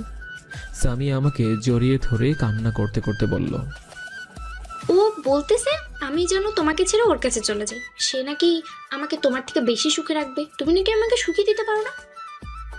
সামিয়ার বলা কথাগুলো শুনে মাথায় রক্ত উঠে গেল। মন চাচ্ছে শিহাবকে জীবিত অবস্থায় মাটিতে পুঁতে রাখি। আমি সামিয়াকে মিমি আর নীলিমার কাছে রেখে আবিরের কাছে চলে গেলাম। শিহাব আর তার কয়েকটা ফ্রেন্ড মাঠে বসেছিল। আমি আমার ফ্রেন্ডের কয়েকজনকে একটা হকি স্টিক নিয়ে আসতে বললাম। আমার সাথে রাফি আর সিফাতও এসেছে। আমি শিহাবের কাছে যেয়ে বললাম, তুই সামিয়াকে কি বলেছিস? শিহাব হাসতে হাসতে বলল, সেদিন রাতে তুই তাকে আমার হাত থেকে রক্ষা করেছিলি, কিন্তু আমরা জানতাম না যে ওই শালি তোর ওয়াইফ। যাই বলিস, মালটা কিন্তু সেই রকম। তোকে বলছিলাম সে যেন তাকে ছেড়ে দেয়, আমার কাছে চলে আসে। তাকে বিয়ে করার পর আমি তাকে দিয়ে ব্যবসা করব। শিহাবের কথা শুনেই আমার প্রচণ্ড রকমের রাগ উঠল। আবিরকে আর কিছু না বলে হকি স্টিক দিয়ে এলোপাথারি মারতে শুরু করলাম। শিহাবকে মারা দেখে তার পাশে বসে থাকা বন্ধুরা আমাকে মারার জন্য আসলো, কিন্তু রাফি আর সিফাত গিয়ে তাদের দুজনকে মারতে লাগলো। আমাদের কাছে হকি স্টিক থাকায় তারা আমাদের সাথে পেরে উঠতে পারতেছে না। শিহাবদেরকে মারা দেখে তাদের ব্যাচের কয়েকজন ছেলে পেলে হকি স্টিক নিয়ে আমাদের মারার জন্য দৌড়ে আসলো। আমাদেরকে মারতে আসার আগেই আমার টিমের কয়েকটা ছেলে তাদেরকে সেখানেই পিটাতে লাগলো। আর এদিকে আমি শিহাবকে পিটাতে পিটাতে আধমরা করে ফেলেছি, কারণ সে আজকে আমার কলিজাতে হাত দিয়েছে। ওর সাহস কী করে হয় সামিয়ার সম্পর্কে এসব কথা বলার? হঠাৎ করেই কয়েকটা পুলিশ এসে আমাকে শিহাবের কাছ থেকে ছাড়িয়ে নেয়। শিহাব কোনো মতে দাঁড়িয়ে রক্তমাখা মুখে বলল, তোদের সংসারে আমি অশান্তির সৃষ্টি করে দিব, যার জন্য তুই আজ আমাকে এভাবে মেরেছিস। তাকে আমি তোর জীবন থেকে কেড়ে নিব। শিহাবের কথা শুনে হকিস্টিক হাতে নিয়ে মারতে যাব, তখনই পুলিশ আমার হাত ধরে বলল, প্লিজ স্যার, আপনি অযথা ঝামেলা করবেন না, আমি এদেরকে দেখে নিচ্ছি। এই যে মাসুদ সাহেব, এদেরকে অ্যারেস্ট করুন। পুলিশগুলো শিহাব আর তার বন্ধুদেরকে থানায় নিয়ে চলে গেল। আমি মিমি নীলিমার কাছ থেকে চলে আসলাম। কলেজের সব স্টুডেন্ট একটা ঘোরের মধ্যে আছে। তারা হয়তোবা আমার আজকের এই রাগটা আগে কখনো দেখেনি। আর তাদের সবচেয়ে অবাক করার বিষয় হলো, আমি বিয়ে করেছি তা কেউ জানে না। আর যাকে বিয়ে করেছি সে হলো পুলিশ অফিসার। সামিয়াকে নিয়ে বাসায় চলে আসলাম। কলেজে আর ভালো লাগতেছে না, আর সামিয়াও আজকে আর থানায় গেল না। বাইকটা করে বাসায় এসে কলিং বেল বাজাতেই মামি এসে দরজা খুলে দিল। আমাদের দুজনকে এমন সময় দেখে মামি জিজ্ঞাসা করলো, কি ব্যাপার আব্বু, তোমরা দুজনে এখনই চলে আসলে যে? আসলে মামি আমাকে বলতে না দিয়ে সামিয়া, আসলে মামি আমার থানায় থাকতে মন চাইছিল না, তাই শাহিদকে দিয়ে বাসায় আসলাম। ঠিক আছে, ফ্রেশ হয়ে রেস্ট নাও। রুমে এসে ফ্রেশ হয়ে বেডে বসে টি শার্টটা খুলে দেখি শরীরের বেশ কয়েকটা জায়গায় কেটে গিয়েছে। সামিয়া ফার্স্ট এড বক্সটা নিয়ে এসে আমার পিঠে এবং বুকের কাটা জায়গাগুলোতে মলম লাগিয়ে দিল। আমি শুয়ে পড়তেই সামিয়া আমার বুকের উপর মাথা রেখে জড়িয়ে ধরে কান্না করতে লাগলো। আমি মাথায় হাত বুলিয়ে দিতে দিতে বললাম, এই কলিজা, তোমার কি হয়েছে? কান্না করতেছো কেন? সামিয়া ফুফিয়ে কান্না করেই যাচ্ছে। আমার বুক থেকে মাথাটা একটু উঁচু করে চোখের পানি মুছে দিয়ে বললাম, কি হয়েছে বলো? তোমার কান্না যে আমার সহ্য হয় না। সামিয়া আমাকে জড়িয়ে ধরে বলল, তুমি আমাকে এত ভালোবাসো, আমার জন্য তুমি ছেলেটার সাথে মারামারি করতে গেলে? আমার কলিজায় কেউ হাত দিলে তার হাত কেটে ফেলবো। ছেড়ে যাবে না তো কখনো? না কলিজা, তোমাকে ছাড়া বাঁচবো কেমন করে বলো? সামিয়া আমার বুকে মুখ গুজে বলল। শুয়ে থাকতে থাকতে কখন যে ঘুমিয়ে পড়েছি বলতেই পারবো না। ঘুম থেকে জেগে উঠে দেখি যে দুপুর হয়ে গিয়েছে এবং 1টাও বাজে। আর সামিয়ার দিকে তাকিয়ে দেখি এক পা আমার পেটের উপর দিয়ে আমাকে জড়িয়ে ধরে আছে, মনে হচ্ছে আমি তার কোলবালিশ। আমি সামিয়ার গায়ে হাত দিয়ে বললাম, সামিয়া ওঠো, দুপুর হয়ে গেছে তো। সামিয়া কিছু না বলে আমাকে জড়িয়ে ধরে আবার ঘুমিয়ে পড়ল। একটু পরে দুজন উঠে গোসল করে নামাজ পড়ে লাঞ্চ করার জন্য ডাইনিং টেবিলে গেলাম। যেয়ে দেখি মামা আর মামি বসে আছে। তিশা আর সাফিয়া একটু বাইরে গিয়েছে। লাঞ্চ করে মামা মামির সাথে বসে থেকে আড্ডা দিতেই সামিয়া আর সাফিয়া আসলো। মামি ওদেরকে লাঞ্চ করার জন্য নিচে আসতে বললে ওরা বলল রেস্টুরেন্ট থেকে নাকি লাঞ্চ করে এসেছে। আমি আর সামিয়া রুমে আসলাম। বিকেলে রুম থেকে বের হতেই সাফিয়া এসে বলল, ভাইয়া কোথায় যাচ্ছ? একটু বন্ধুদের সাথে আড্ডা দিতে যাচ্ছি। কেন, কিছু বলবি? না, কখন আসবে? সন্ধ্যায়। ঠিক আছে, এসো। আমি বাইক নিয়ে বন্ধুদের সাথে আড্ডা দেওয়ার জন্য একটা পার্কে গেলাম। সেখানে রাফি আর সিফাত আসতে চেয়েছিল। পার্কে পৌঁছে দেখি রাফি আর সিফাত বসে আছে। আমি বাইক রেখে ওদের সাথে কিছুক্ষণ আড্ডা দিলাম। এরপরে একটা রেস্টুরেন্টে ঢুকে কফি খেলাম। তখন রাফি বলল, আজকে তোদের দুজনকে নীলিমা যেতে বলেছে। কেন, কোনো কিছুর আয়োজন আছে নাকি? আজকে নীলিমার আব্বু আম্মু এসেছে, আর সেজন্যই তোদের যেতে বলেছে। বিশেষ করে নীলিমার আম্মু তোদের দেখতে চেয়েছে। ঠিক আছে, চল। রেস্টুরেন্টের বিল মিটিয়ে বাইক নিয়ে রাফির বাসায় চলে আসলাম। রাফি কলিং বেল বাজাতেই নীলিমা এসে দরজা খুলে দিল। আমাদেরকে দেখে নীলিমা বলল, আরে ভাইয়ারা আসুন, বাইরে দাঁড়িয়ে আছেন কেন?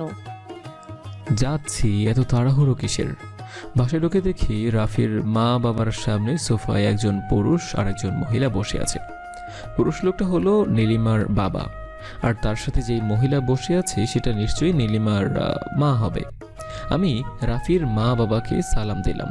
নীলিমা এসে আমাকে আর সিফাতকে ভদ্রমহিলার সঙ্গে পরিচয় করিয়ে দিয়ে বলল, ভাইয়া এটা হলো আমার আম্মু, আর আম্মু এটা হলো সাহিদ ভাইয়া, আর এটা হলো সিফাত ভাইয়া। আমি আর সিফাত আন্টির সাথে মানে নীলিমার আম্মুর সাথে পরিচিত হলাম। খুবই নম্র ভদ্র মহিলা, একেবারে নীলিমার কপি। সরি আরে আই মিন নীলিমাই ওনার কপি। আন্টি আঙ্কেলের সাথে কথা বলতে বলতে রাত হয়ে গেল। বাসায় আসতে চাইলে নীলিমা আর রাফি ডিনার না করে আসতেই দেবে না। অতঃপর সকলে মিলে একসাথে ডিনার করে বাসায় আসার জন্য তাদের থেকে বিদায় নিয়ে রাফির বাসা থেকে বের হলাম। বাইরে এসে পকেট থেকে ফোনটা বের করে দেখি রাত 8টা বেজে গিয়েছে। আর সাফিয়া, তিশা আর সামিয়ার অনেকগুলো কল। আমি সামিয়ার কাছে ফোন দিলাম। ফোন রিসিভ করে সামিয়া বলল, এই তুমি কোথায় আছো? একটু রাফির বাসায় এসেছিলাম, এখনই বাসায় যাচ্ছি। একবার তো ফোন করে জানাতে পারতে, তোমার জন্য কত চিন্তা করছিলাম আর কখন থেকে ওয়েট করতেছি। ঠিক আছে, যাচ্ছি কলেজা। ফোন রেখে আমি আর সিফাত যে যার বাসার উদ্দেশ্যে রওনা দিলাম। বাসায় এসে রুমে ঢুকে দেখি রুমে সামিয়া নেই। ফোনটা বেজে উঠল, হাতি নিয়ে দেখি সামিয়া ফোন দিয়েছে। আমি রিসিভ করে বললাম, কোথায় আছো তুমি? ছাদে আছি, তুমি ছাদে চলে এসো। একা ছাদে কি করতেছো? আর আমি ছাদে যেয়ে কি করব? আসো না, এখানে সবাই আছে। ঠিক আছে, যাচ্ছি। সবাই রাতে ছাদে গেল, কি কারণ থাকতে পারে? আজকে কি কোনো অনুষ্ঠান নাকি? না, অনুষ্ঠান থাকলে তো আমি জানতে পারবো। ভাবতে ভাবতে ছাদে পৌঁছে গেলাম। অতঃপর দরজা খুলে ছাদে যেতেই সকলে একসাথে বলে উঠল, happy birthday to you, happy birthday to you, happy birthday dear Shahid, happy birthday to you. আমি তো শুধু অবাকের উপর অবাক হয়ে চারদিকে দেখতে লাগলাম। ছাদের একপাশে একটা টেবিল রাখা, তার উপর বার্থডে কেক রেখেছে, আর টেবিল সহ আশেপাশের সব কিছু লাইটিং করা হয়েছে। আকাশেও তেমন তারারা মিটমিট করতেছে। টেবিলের বাম পাশে দাঁড়িয়ে আছে সাফিয়া, তিশা আর সামিয়া। ডান পাশে দাঁড়িয়ে আছে আব্বু আম্মু আর মামা মামি। আজকের দিনে এইরকম একটা সারপ্রাইজ পাবো আমি ভাবতেও পারিনি। অথচ আজকে যে আমার বার্থডে সেটাই ভুলে গিয়েছিলাম। অতঃপর আমি ফু দিয়ে সব বাতি নিভিয়ে দিয়ে প্রথমে সামিয়াকে কেক খাইয়ে দিলাম। অতঃপর সামিয়াও আমাকে খাইয়ে দিল। এরপরে একে একে সবাইকে খাইয়ে দিলাম। কেক খাওয়া শেষ হতেই তিশা আমার হাতে গিটার ধরিয়ে দিয়ে বলল, ভাইয়া আজকের দিনে গান না হলে কেমন হয়? আমি তো অস্বস্তি বোধ করতে লাগলাম। আব্বু আম্মুর সামনে এর আগে কখনো গান গাওয়া হয়নি। আমি তিশাকে বললাম, আমি গান গাইতে পারি না। তুমি পারো, আমি জানি। আব্বু বিষয়টা বুঝতে পেরে বলল, সাইদ গাও, সমস্যা কি? শুধু আজকের দিনেই তো। তারপর আমি গিটার হাতে নিয়ে সুর তুললাম। এরপরে সামিয়ার দিকে তাকিয়ে গাওয়া শুরু করলাম। তোমার নামের রোদ্দুরে আমি ডুবেছি সমুদ্রে, জানি না যাব কদ্দূরে এখনো। তোমার নামের রোদ্দুরে আমি ডুবেছি সমুদ্রে, জানি না যাব কদ্দূরে এখনো। আমার পোড়া কপালে আর আমার সন্ধে সকালে, তুমি কেন এলে জানি না এখনো। ফোন দিয়াটে মন পালাবার, বন্দি আছে কাছে সে তোমার। যদি সত্যি জানতে চাও তোমাকে চাই, তোমাকে চাই। যদি মিথ্যে মানতে চাও তোমাকে চাই। ও যদি সত্যি জানতে চাও তোমাকে চাই, তোমাকে চাই। যদি মিথ্যে মানতে চাও তোমাকে চাই। হলো শুরু 7 দিনে এই খেলাধুলো রাত দিনের, জানি বারণ করার 7 দিনে আর আমার। তোমার নামের মন্দিরে আর তোমার নামের মসজিদে আমি কথা দিয়ে এসেছি বারে বার। বিন্দু থেকে সিন্ধু হয়ে যাও, তুমি ইচ্ছে মতো আমাকে সাজাও। যদি সত্যি জানতে চাও, তোমাকে চাই, তোমাকে চাই।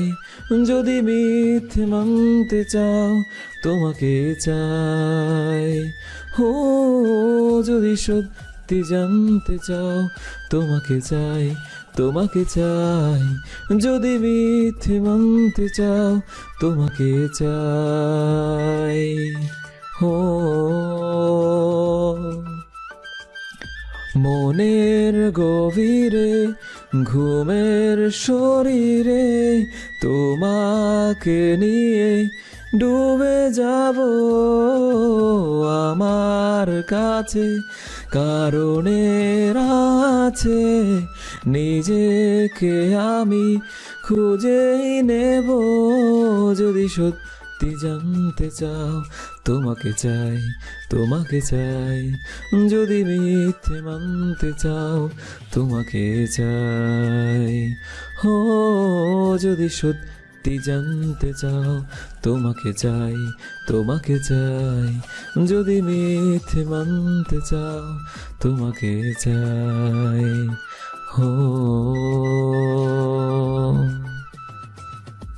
গান গাওয়া শেষ হতেই সবাই হাততালি দিল আর সামিয়া এক নজরে আমার দিকে তাকিয়ে আছে। আমি সামিয়ার গানের কাছে মুখ নিয়ে বললাম, এই যে ম্যাডাম, এত দেখার কি আছে? আমাকে এভাবে দেখলে যে আমার ওয়াইফ তো রেগে যাবে। সামিয়া আমার এই কথা শুনে একটা মিষ্টি হাসি দিল। তো যাই হোক, ছাদ থেকে নিচে এসে সকলে একসাথে ডিনার করলাম। ডিনার শেষ করে আব্বু আম্মুর সাথে কিছুক্ষণ কথা বলে রুমে আসলাম। সামিয়া আম্মু আর আব্বুর সাথে কথা বলছে, খাটে হেলান দিয়ে ফোন টিপতেছি। তখন তিশা, সাফিয়া আর সামিয়া রুমে আসলো। আমি তিশাকে জিজ্ঞাসা করলাম, তিশা, আজকে আমার বার্থডে ছিল, তা তুই কি করে জানলি? আর কয়েক বছর ধরে তো আমার বার্থডে সেলিব্রেট করা হয়নি। আমরা কেউ জানতাম না বা এসব কিছুই আমরা করিনি। তাহলে কে করেছে এসব? আমাদের ভাবি এসব করেছে। বলতে পারো আব্বু আম্মুকে এখানে নিয়ে আসা থেকে শুরু করে অনুষ্ঠানের যাবতীয় কার্যকলাপ সবকিছু ভাবিই করেছে। আমি অবাক হয়ে সামিয়ার দিকে তাকিয়ে বললাম, কি? সামিয়া আমাকে চোখ টিপ দিয়ে বলল, জি মশাই। সামিয়ার এরকম কাহিনী দেখে সাফিয়া আর তিশা হাসতে হাসতে রুম থেকে বের হয়ে গেল। আমি সামিয়ার কাছে যেয়ে সামিয়াকে জড়িয়ে ধরে বললাম, তুমি আমার কাছে কি চাও বলো? সামিয়া আমাকে শক্ত করে জড়িয়ে ধরে বলল, আমি শুধু চাই তোমার এই বুকের শেষ নিঃশ্বাস ত্যাগ করার আগ পর্যন্ত ঠাঁই নিতে, আর আমাকে ছেড়ে দূরে কোথাও চলে যেতে। আমি সামিয়ার দিকে তাকিয়ে মুচকি এসে বললাম, এই পাগলি, এই বুকটা শুধু তোমার জন্য, অন্য কারণ নয়। ওকে চলো, অনেক রাত হয়েছে, শুয়ে পড়ি। চলো। দুজনে ঘুমিয়ে পড়লাম। সকালে ঘুম থেকে উঠে নামাজ পড়ে রুম থেকে বাইরে আসলাম। সকালে নাস্তা করে আব্বু আর আম্মু সাফিয়াকে নিয়ে বাসায় চলে যাবে। নাস্তা শেষ করে আব্বু আম্মু আর সাফিয়াকে গাড়িতে উঠিয়ে দিতে গেলাম। গাড়িতে ওঠার সময় আম্মু আমাকে বলল, বাবা, সামিয়াকে যেন কখনো কষ্ট দিস না, ওর খেয়াল রাখিস আর নিজেরও খেয়াল রাখিস। ঠিক আছে আম্মু, তুমি ভালোভাবে থাকবে আর ঠিকমতো মেডিসিন নেবে। আচ্ছা বাবা। আম্মুদেরকে বিদায় দিয়ে বাসায় এসে রেডি হয়ে কলেজের জন্য বের হলাম। সামিয়াকে থানায় নামিয়ে দিয়ে কলেজে আসলাম। যদিও সামিয়ার গাড়ি আছে, কিন্তু সে আমার বাইকেই আসবে। যাই হোক, কলেজে ঢুকে বাইক পার্ক করে বন্ধুদের কাছে গেলাম। রাফি, নীলিমা, সিফাত আর মিমি বসেছিল। আমি ওদের কাছে যেতেই মিমি বলল, কি খবর হিরো? আপনার হিরোইন কেমন আছে? আলহামদুলিল্লাহ, ভালোই আছে। তা তোরা কেমন আছিস? আলহামদুলিল্লাহ। বন্ধুদের সাথে কিছুক্ষণ আড্ডা দিয়ে ক্লাসে গেলাম। ক্লাস শেষ করে বাসায় আসলাম। বাসায় এসে দেখি সামিয়া চলে এসেছে। গোসল করে নামাজ পড়ে নিলাম আমি। সামিয়া, মামি একসাথে লাঞ্চ করলাম। মামা তার অফিসে আছে আর তিশা কলেজে। লাঞ্চ করে রুমে এসে কিছুক্ষণ রেস্ট নিয়ে সামিয়াকে নিয়ে থানায় গেলাম। সামিয়াকে রেখে বাসায় চলে আসলাম। বিকেল 5টায় সামিয়া আসলো। তিশা বলল আজকে নাকি ঘুরতে যাবে, তাই সামিয়া আর তিশাকে নিয়ে ঘুরতে বেরোলাম। ঘোরাঘুরি করে বাসায় চলে আসলাম আর রাতে ডিনার করে ঘুমিয়ে পড়লাম। সকালে উঠে নাস্তা করে নিত্যদিনের ন্যায় কলেজে গেলাম। আর এভাবেই কেটে গেল 1 বছর। আমি এবার অনার্স শেষ করেছি। এখন বাবার ব্যবসার দেখাশোনা করি। আর হ্যাঁ, আমার আব্বুর একটা কোম্পানিও আছে, আর যেটার একটা শাখা রাজশাহীতে, আরেকটা শাখা হচ্ছে ঢাকাতে। আর কোম্পানি ছাড়াও রাজশাহীতে একটা বাসা আছে। কোম্পানিগুলোতে এমডি যুক্ত করা আছে। আমার আব্বু আমার দাদুর সূত্রে এইগুলো পেয়েছিল, কিন্তু আব্বু ব্যবসার দিক দিয়ে না গিয়ে সে শিক্ষকতা পেশাটাই বেছে নিয়েছিল। এখন আমি আর সামিয়া রাজশাহীতে আমাদের বাসায় থাকি। যদিও মামা মামি তাদের কাছ থেকে আসতে দিতে চায়নি, কিন্তু কতদিন থাকবো তাদের কাছে। এখন শুধু আমি একাই নয়, আমার সঙ্গে আমার ওয়াইফও আছে। আর সামিয়া এখনও জব করে। দিনগুলো বেশ ভালোই কাটতেছে। অফিস শেষ করে বাসায় আসলাম। বাসায় এসে দেখি সামিয়া এখনও আসেনি। সামিয়াকে এখন অফিসে বেশি সময় দিতে হয়। সকালে আমার আগেই ঘুম থেকে উঠে নাস্তা করে রেডি করে আমার জন্য খাবার রেখে চলে যায়। আমি ফ্রেশ হয়ে সেগুলো খেয়ে অফিসে চলে যাই। আবার আমি বিকেল 5টায় অফিস থেকে আসি, আর সামিয়া আমার কিছুক্ষণ পরপরই চলে আসে। কি করে তা কোনোদিন জিজ্ঞাসা করিনি, আর করার প্রয়োজনও মনে করিনি। তার প্রতি আমার যথেষ্ট বিশ্বাস আছে। ছুটির দিনে মাঝে মাঝে কোথাও ঘুরতে যাওয়া হয়। আমি অফিস শেষ করে বাসায় আসলাম। একটু পরেই সামিয়া আসলো। আমি সামিয়াকে জিজ্ঞেস করলাম, তোমার আসতে এত দেরি হয় কেন? সামিয়া কিছু না বলে চুপ করে আছে। সামিয়াকে চুপ করে থাকতে দেখে আমি একটু অবাক হলাম। আমি ওর কাছে গিয়ে বললাম, কি হয়েছে? একটা কেস নিয়ে বেশিক্ষণ ধরে চিন্তা করার মাথাটা প্রচণ্ড ব্যথা করতেছে। ও, তুমি আমার কোলে শুয়ে পড়ো, আমি মলম লাগিয়ে দিচ্ছি। সামিয়া আমার কোলে শুয়ে পড়ল, আর আমি সামিয়ার মাথায় মলম লাগিয়ে টিপে দিতে লাগলাম। রাতে ডিনার করে শুয়ে পড়লাম। সামিয়া এখনও আমার বুকের ওপর মাথা রেখে জড়িয়ে ধরে ঘুমিয়ে পড়ে আছে। পরদিন অফিস ছুটির টাইমে মানে 5টার সময় অফিসে বসে থেকে সামিয়াকে ফোন দিলাম, বাট ধরতেছে না। মনে হচ্ছে বিজি আছে। একটু পরে আমার ইমেইলে কয়েকটা ফটো আসলো, যা দেখে আমার দুনিয়া কেঁপে উঠল। আর ফটোগুলো ছিল শিহাব আর সামিয়ার। তারা দুজন একটা রেস্টুরেন্টে সামনাসামনি বসে থেকে হাতে হাত রেখে হেসে হেসে কথা বলছে আর কফি খাচ্ছে। একটু পরেই একটা অপরিচিত নাম্বার থেকে ফোন আসলো। আমি রিসিভ করতেই অপর পাশ থেকে একদম অপরিচিত কণ্ঠে বলে উঠল আমাকে, কি ব্যাপার মিস্টার শাহিদ হাসান শাহী, আপনি এখানে বসে আছেন আর আপনার স্ত্রী অন্য ছেলের সঙ্গে টাইম পাস করতেছে। হ্যালো, কে আপনি? আমি কে তা আপনার না জানলেও চলবে। আর আমার বলা কথাগুলো বিশ্বাস না হলে একটা রেস্টুরেন্টের ঠিকানা অনুযায়ী চলে আসুন। Hello hello. তার কথা শেষ হতেই ফোনটা কেটে দিলাম। আমি তো চিন্তায় পড়ে গেলাম। সামিয়া শিহাবের সঙ্গে হেসে হেসে কথা বলতেছে। পরক্ষণেই শিহাবের বলা সেদিনের কথাগুলো মনে পড়ল আমার। আমি তোদের সুখের সংসারে অশান্তির সৃষ্টি করে দেব। আমি আর কিছু না ভেবে ম্যানেজারকে অফিস সামলাতে বলে গাড়ি নিয়ে বের হলাম লোকটির বলা ঠিকানায়। সামিয়া বাসায় যাওয়ার জন্য ফাইলগুলো রেডি করতে যাবে এমন সময় শাহিদের কল। রিসিভ করতে যাবে ঠিক তখনই কে যেন তার রুমে ঢুকলো। ভালো করে দেখে সেদিনের সেই ছেলেটা, যাকে সেই কলেজ ক্যাম্পাসে জুতা দিয়ে পিটিয়েছিল, মানে শিহাব। সামিয়া শিহাবকে দেখে রেগে যায়, বলল, তুই এখানে? বেরিয়ে যা বলতেছি। শিহাব সামিয়ার দিকে হাত জোর করে বলল, প্লিজ ম্যাম, আপনি আমাকে ক্ষমা করে দিন। আমি আমার ভুল বুঝতে পেরেছি। আপনি যদি আমাকে ক্ষমা না করেন তাহলে সেই পাপের সাজা সারা জীবন পেতে হবে। সামিয়া শিহাবের এমন আচরণ দেখে কিছুটা বিব্রত হয়ে পড়ে। সামিয়া এত কিছু না ভেবে শিহাবকে বলল, দেখুন, আপনি আপনার ভুল বুঝতে পেরেছেন, এরই অনেক। আর মাফ, এটা আপনাকে অনেক আগে করেছি। শিহাব সামিয়ার কথা শুনে একটু অবাক হয়ে বলল, সত্যি আপনি আমাকে মাফ করছেন? তাহলে আমার ছোট্ট অনুরোধ রাখবেন। কি অনুরোধ বলুন?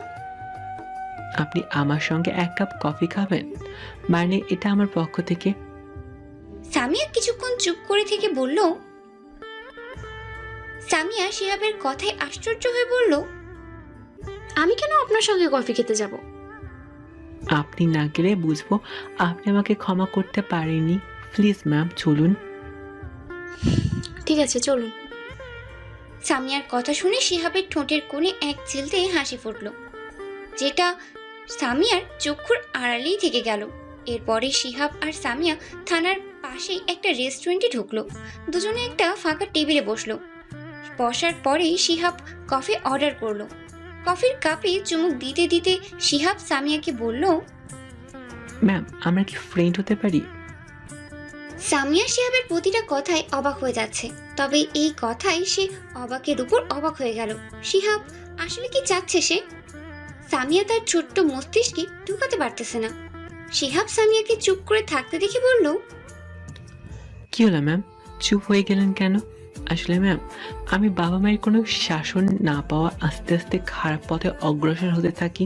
কিন্তু সেদিন আপনার সাথে খারাপ বিহেভ করার পর আমি ভাবতে থাকি আমি আসলেই অনেক খারাপ পথে চলে গিয়েছি। আর এই খারাপ হওয়ার পেছনে কারণ হলো খারাপ অসৎ বন্ধু। তারপর আমি আমার আব্বুকে বলে লন্ডনে চলে যাই।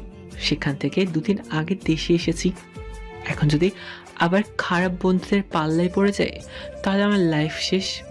এই জন্য আমি ভালো কিছু ফ্রেন্ড গঠন করতে চাচ্ছি। এখন আপনি যদি হতেন।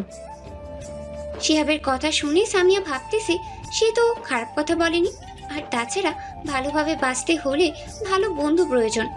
সামিয়া শিহাবকে বলল, হ্যাঁ আমরা বন্ধু হতে পারি। সামিয়ার কথা শেষ হতেই শিহাব একটা মুচকি হাসি দিয়ে সামিয়ার দিকে হাত বাড়িয়ে দেয় হ্যান্ডশেক করার জন্য। সামিয়া কিছুটা অস্বস্তি বোধ করতে লাগলো, কিন্তু সে শিহাবের সম্মানের কথা ভেবে হাত মেলালো। এরপরে সামিয়া আর শিহাব রেস্টুরেন্টে বসে থেকে কথা বলতে লাগলো। আমি দ্রুত ড্রাইভ করে রেস্টুরেন্টের সামনে গাড়ি পার্ক করে রেস্টুরেন্টে ঢুকে দেখি সামিয়া আর শিহাব কোনায় একটা টেবিলে বসে থেকে গল্প করতেছে। আমি আর তাদের সামনে না যেয়ে গাড়ি নিয়ে বাসায় চলে আসলাম। বাসায় এসে শাওয়ার ছেড়ে দিয়ে ভিজতে লাগলাম। বারবার সামিয়ার সঙ্গে শিহাবের বসে থাকা দৃশ্যটা চোখের সামনে ভেসে উঠতেছে। অনেকক্ষণ যাবৎ ভেজার পরে কাপড় কোনো মতে চেঞ্জ করে বেডের উপর শুয়ে পড়লাম। একটু পরে সামিয়া আসলো। বুঝতে পারলাম সে ওয়াশরুমে ঢুকলো। ওয়াশরুম থেকে বের হয়ে আমার কাছে আসলো, বাট আমি 2 চোখের উপর একটা হাত তুলে দিয়ে শুয়ে আছি। আমাকে এভাবে দেখে সামিয়া কিছুটা অবাক হলো, কেননা সামিয়া আসার পরে দুজন একসঙ্গে সবসময় গল্প করতাম, সামিয়াকে তুলে খাইয়ে দিতাম। বাট আজ তার পুরাই ব্যতিক্রম। সামিয়া আমার কাছে এসে বসে পড়ল। এরপরে আমাকে বলল, শাহিদ তোমার কি হয়েছে, অসুস্থ নাকি? আমি কিছু বললাম না। কথা বলার মোড আর এখন আমার নেই। সামিয়া এবার আমার কপালে হাত দিয়ে বলল, কি জ্বর নাই তো, শরীর খারাপ করতেছে কি তোমার? আমি চোখের উপর থেকে হাতটা সরিয়ে বললাম, কিছু হয়নি, চলো নাস্তা করবে। ঠিক আছে চলো। এরপরে সামিয়ার সাথে নাস্তা করে আবার রুমে আসলাম। রুমে এসে চুপচাপ বসে আছি। সামিয়াও আসলো। সামিয়া আমার এই অবস্থা মেনে নিতে পারল না। সামিয়া আমার সামনে এসে আমার হাত ধরে বলল, শাহিদ আমি কি তোমাকে কোনো কষ্ট দিয়েছি? তুমি আমার সাথে এমন বিহেভ করতেছো কেন? আমি আর নিজেকে শান্ত রাখতে পারলাম না। পকেট থেকে মোবাইলটা বের করে ফটোগুলো সামিয়াকে দেখিয়ে বললাম, এই ফটোগুলো কি সত্যি? আমার কথা শুনে সামিয়া কিছুক্ষণ আমার মুখের দিকে তাকিয়ে থাকলো। আমি বললাম, কি হলো বলো। সামিয়া মাথা নিচু করে বলল, হ্যাঁ সত্যি, কিন্তু বিশ্বাস করো সে আমার কাছে এসে সেদিনের জন্য মাফ চেয়েছিল, আমিও তাকে মাফ করে দিই। এরপরে সে আমাকে কফি খাওয়ার জন্য জোর করে, আমিও রাজি হয়ে গেলাম। বিশ্বাস ছাড়া কিছু নয়। কথাগুলো বলেই সামিয়া আমাকে জড়িয়ে ধরে কান্না করতে লাগলো। আমি মাথায় হাত বলিয়ে দিতে লাগলাম। সামিয়া কিছুক্ষণ পর আমাকে বলল, প্লিজ তুমি আমাকে মাফ করে দাও। আমি চোখের পানি মুছে দিয়ে বললাম, মাফ চাওয়ার কি আছে? তুমি শিহাবের সাথে বেশি কথা বলবে না, ঠিক আছে? চলো ছাদে যাই। এরপরে সামিয়াকে নিয়ে ছাদে আসলাম। সামিয়াকে আর তেমন কিছু বললাম না, তবুও শিহাবের বলা কথাগুলো বারবার মনে হচ্ছে, যার জন্য তুই আজ আমাকে মারলি তাকে তোর জীবন থেকে কেড়ে নিব। কথাগুলো ভাবতেই বুকের ভিতর কেমন জানি ব্যথা অনুভব করলাম। হয়তোবা সামিয়াকে হারানোর ভয়টা মনকে গ্রাস করতেছে। সামিয়া আর আমি ছাদে আসলাম। ছাদে আসার পরে আমি দোলনায় বসতেই সামিয়া আমার কোলের ওপর মাথা রেখে পা দুটি ছড়িয়ে দিয়ে শুয়ে পড়ল। আমি সামিয়ার মাথায় হাত বলিয়ে দিতে লাগলাম। আজ জানি কথা বলতেও ভালো লাগতেছে না। আকাশের দিকে তাকিয়ে তারার মিটি মিটি রূপ দেখতেছি। মাঝে মাঝে মেঘের সাথে লুকোচুরি খেলতেছে। চাঁদের উপরেও আজকে কেমন যেন মেঘের প্রলেপ পড়েছে। সামিয়া হাত দিয়ে আমার মুখটা তার দিকে ঘুরিয়ে নিয়ে চোখে চোখ রেখে বলল, কি হয়েছে তোমার? তুমি এমন করতেছো কেন? বিকেলে বিষয়টা নিয়ে এত ভাবতেছো? আমি ভুল করেছি, আমাকে মারো, বকা দাও, তবুও তুমি এভাবে থেকো না। সামিয়ার কপালে একটা চুমু দিয়ে বললাম, না রে পাগলি, এমনিতেই শরীরটা একটু খারাপ করতেছে। সামিয়া আমার কথা শুনে আমার কোল থেকে মাথা তুলে দাঁড়িয়ে যেয়ে বলল, নিচে চলো, এখানে আর থাকতে হবে না, তোমাকে কফি বানিয়ে দিচ্ছি, খাবে চলো। নিচে আসলাম। আমি সোফায় বসে থেকে টিভি দেখতেছি আর সামিয়া আমার জন্য কফি বানাতে গেল। সামিয়াকে সত্যটা বললাম না, কারণ আমি চাই না আমাদের সম্পর্কে সন্দেহের বীজ রোপণ হোক। আমি যদি বিষয়টা তাকে কড়াভাবে বলি বা বারবার জিজ্ঞাসা করি তাহলে তার কাছে বিষয়টি অন্যরকম মনে হবে। একটু পর সামিয়া কফি নিয়ে আসলো। দুজনে কফি খাওয়ার পর ডিনার করে রুমে এসে শুয়ে পড়লাম। সকালে ঘুম থেকে উঠে নাস্তা করে আমি অফিসে আসলাম আর সামিয়া থানায় গেল। অফিস করে বাসায় এসে দেখি সামিয়া এখনও আসেনি। সামিয়ার আসার পরে আমি তাকে জিজ্ঞাসা করলাম যে দেরি হলো কেন। সামিয়া আমার কথার কোনো উত্তর না দিয়ে ওয়াশরুমে ঢুকে গেল। আমি কিছুটা অবাক হলাম। একটু পরেই মনে হলো সে হয়তোবা কোনো একটা প্রেশারের মধ্যে আছে, এই জন্য হয়তো কথা বলছে না। পরের দিন সকালে ঘুম থেকে উঠে দেখি সামিয়া পাশে নেই, মানে থানায় চলে গেছে। আমিও আমার অফিসে চলে আসলাম। এভাবেই কেটে গেল বেশ কয়েকদিন। মাঝে মাঝেই সামিয়া আর শিহাব বসে থেকে কফি খেত এবং গল্প করত, কিন্তু আমি সামিয়াকে এই বিষয়ে বললে সে আমাকে বলতো যে সে নাকি তার সাথে গল্প করেছে, আর তো কিছু করেনি।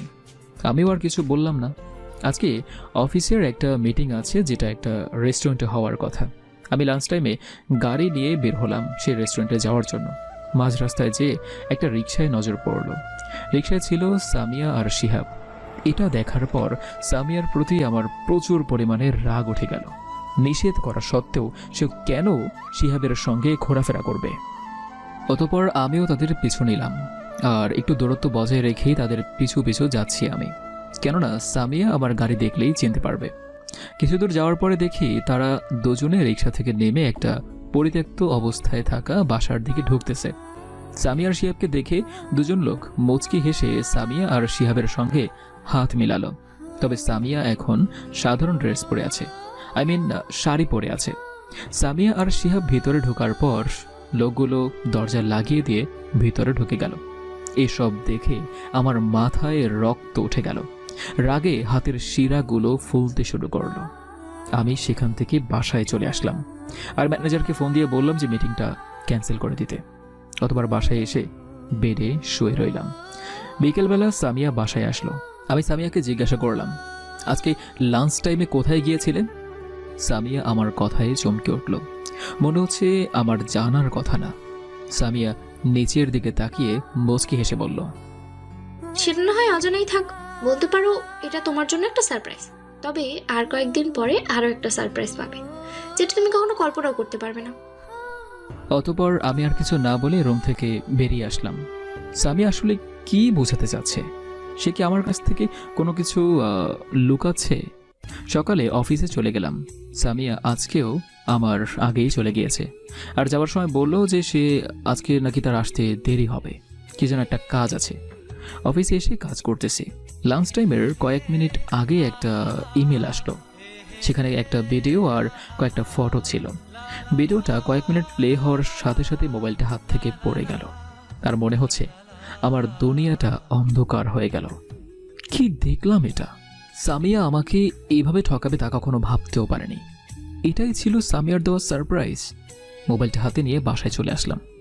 ভিডিওটা ছিল সামিয়া আর শিহাবের কিছু ঘনিষ্ঠ সময়ের, যেখানে সামিয়া শিহাবের সঙ্গে যৌনকর্মে লিপ্ত হয়েছে। বাসায় এসে আম্মু, আব্বু আর সামিয়ার মা বাবাকে যত তাড়াতাড়ি সম্ভব আমার বাসায় আসতে বললাম। তারা কিছু জানতে চাইলে বললাম এখানে আসলেই বুঝতে পারবে। বিকেলে আব্বু আম্মু আর সামিয়ার মা বাবা আসলো। তাদেরকে ভিডিও আর ফটোগুলো দেখালাম। দেখার সাথে সাথে সামিয়ার আম্মু সোফায় বসে পড়ল, আর আমার বাবা মা বাকরুদ্ধ হয়ে গেল। তারাও হয়তো কখনো ভাবতে পারছে না যে সামিয়া এমন করবে। সন্ধ্যার দিকে সামিয়া বাসায় আসলো। আমরা সকলে সোফায় বসে আছি। সামিয়া তার মা বাবাকে দেখে বেশ অবাক হলো, কারণ তার মা বাবা আসবে সেটা সে জানে না। সামিয়া তার আম্মুর কাছে যেয়ে বলল, আম্মু তুমি কখন আসলে? সামিয়ার আম্মু সামিয়া ঠাস ঠাস করে দুটি চড় মারলো। চড়টা খুব জোরে মারায় সামিয়া তাল সামলাতে না পেরেই মেঝেতে পড়ে গেল। সামিয়া হতভম্ব হয়ে গেল। উঠে তার মাকে জিজ্ঞেস করলো, আম্মু তুমি আমাকে মারলে কেন? আমি কি করেছি? সামিয়ার আম্মু সোফার উপর থাকা ফটোগুলো সামিয়ার মুখের উপর ছুঁড়ে মেরে বলল, দেখ তুই কি করেছিস, ছি আমার ভাবতেই খারাপ লাগতেছে, তুই আমাদের মেয়ে। সামিয়া ফটোগুলো হাতে নিয়ে দেখে দু কদম পিছিয়ে এগিয়ে যেয়ে তার মায়ের দিকে তাকিয়ে বলল, বিশ্বাস করো আম্মা, আমি এসব কিছুই করিনি। খবরদার তুই আমাকে আম্মু বলে ডাকবি না। সামিয়া কান্না করতে করতে তার আব্বুকে বলল, আপু বিশ্বাস করো আমি এসব করিনি। ছি সামিয়া, এটাই ছিল তোমার মনে? যেই ছেলেটা তোমাকে পাগলের মতো ভালোবাসে আর তাকেই তুমি ঠকালে। আমরা মনে করতাম তুমি আমাদের গর্ব, কিন্তু তুমি আজ বাইরে এসে এসব করে বেড়াচ্ছ।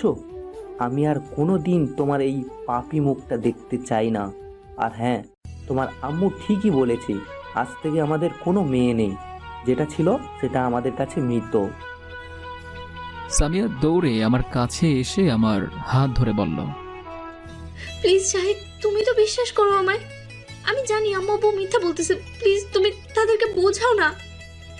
সামিয়াকে কিছু না বলে সামিয়ার হাত থেকে আমার হাতটা ছাড়িয়ে নিয়ে কোনো কথা না বলে সজোরে একটা চর মেরে বললাম, কি বিশ্বাস করব তোর কথাগুলো? হ্যাঁ, তাহলে কি এই ফটোগুলো আর এই ভিডিওগুলো কি মিথ্যা? তোকে আমি আমার সবটা দিয়ে ভালোবেসেছিলাম, কিন্তু সেটা তোর পছন্দ হলো না। তুই পরপুরুষের সঙ্গে অশ্লীল কর্মে লিপ্ত হয়ে গেলে। এটাই ছিল তোর সারপ্রাইজ, তাই না? আসলে একটা কথা কি জানিস, কুকুরের লেজ না কখনো সোজা হয় না। কুকুরের লেজে যদি তেল মধু ঘি মাখিয়ে দিস তবুও সোজা হবে না। আর সেই রকম তুই, তোর সব কিছু ভুলে যে তোকে আবার এই বুকে জড়িয়ে নিয়েছিলাম, কিন্তু তুই আমার ভালোবাসার শেষ এই প্রতিদান কি দিলি? হ্যাঁ, আচ্ছা তুই কি বলতে পারবি আমার ভালোবাসার মধ্যে এমন কি ভুল ছিল যার জন্য আজকে আমার বুকে এই দহন জ্বালিয়ে দিলি? এসব বলে আর কোনো লাভ নেই। তুই এখন এই সময়ে এই বাড়ি থেকে চলে যাবি। চাই না তোকে আর আমি, চাই না তোর মতো পাপির মুখ আর দেখতে। সামি আমার কথা শুনে আমার পা জড়িয়ে ধরে কান্না করতে করতে বলল, প্লিজ শাহিদ আমার কথা শোনো, এসব মিথ্যা, আমি এসব কিছু করিনি। কি শুনবো? আমি আর কিচ্ছু শুনতে চাই না। আমি আর চাই না কোনো পাপির মুখের দিকে তাকাতে। তবুও সামিয়া পা ধরে কান্না করতে করতে বলল, শাহিদ তুমি আমাকে ছেড়ে দিলে আমি কোথায় যাব বলো? প্লিজ শাহিদ তুমি আমাকে এরকম সাথে দিও না, আমি তোমাকে ছাড়া বাঁচবো না। আমি সামিয়ার কাছ থেকে ছাড়িয়ে নিয়ে বললাম, কেন, আমি ছাড়া কি তোর আর কেউ নেই? যাদের সাথে বেড শেয়ার করেছিলি তাদের কাছে যাবে। সামিয়া মাথা হেলে কান্না করেই যাচ্ছে। আমি ধমক দিয়ে বললাম, কি হলো, কথা কানে যাচ্ছে না? তোকে আর আমার চোখের সামনে দেখতে চাই না। এই মুহূর্তে চলে গেলে খুশি হব। সামিয়া আমার মুখের দিকে তাকিয়ে থেকে চোখের কোণে পানি নিয়ে এসে একটা মুচকি হাসি দিয়ে বলল, আমি চলে গেলে তো ভালো থাকবে? ঠিক আছে ঠিক আছে, আমি চলে যাচ্ছি। একটা কথা জেনে রাখো, আমি তোমাকে নিজের থেকেও বেশি ভালোবাসতাম, কিন্তু সেটা তুমি দেখলে না। দেখলে শুধু আমার নামে থাক, আর বললাম না। সারপ্রাইজ যেটা দিতে চেয়েছিলাম সেটা দেওয়া হলো না, হয়তো বার দেওয়া হবে না।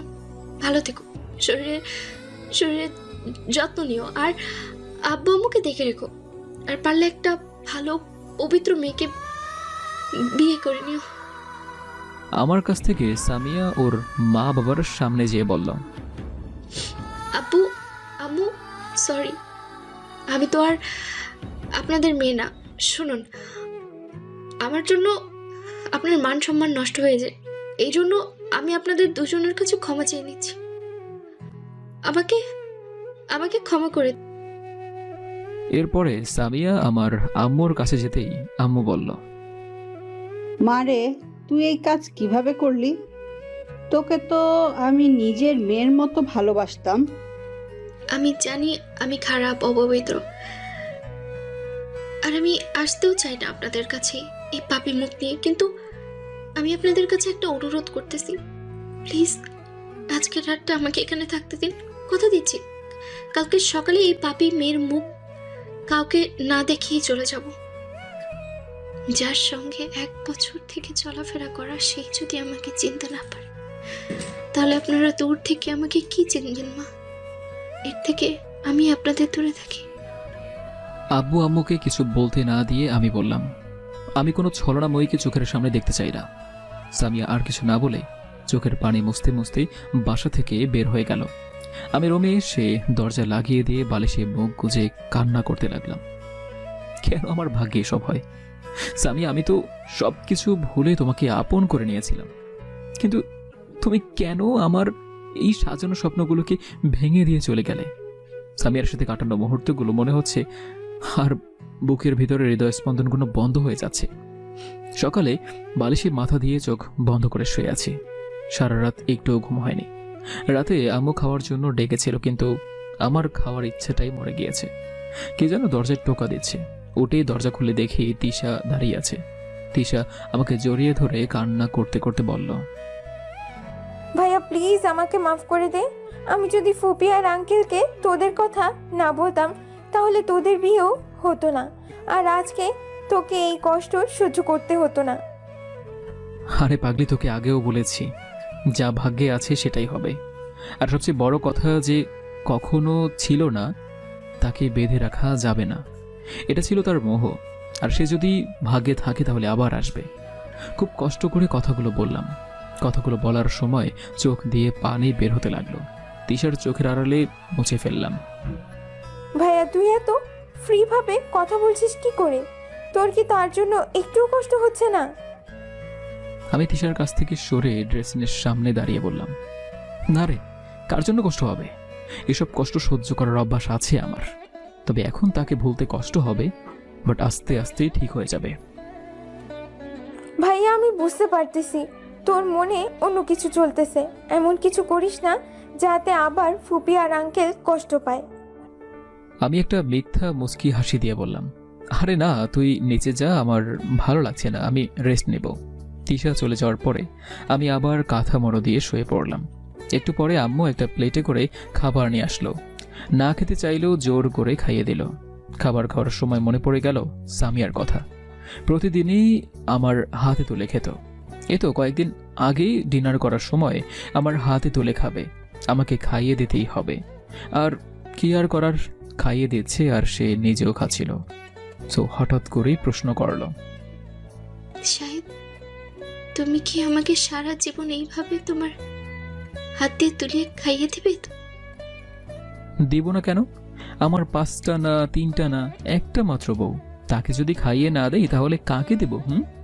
সামিয়া আমার কথায় মুচকে এসে বলল, হ্যাঁ, তোমার হাতে তুলে না খেলে আমার ভালোই লাগে না।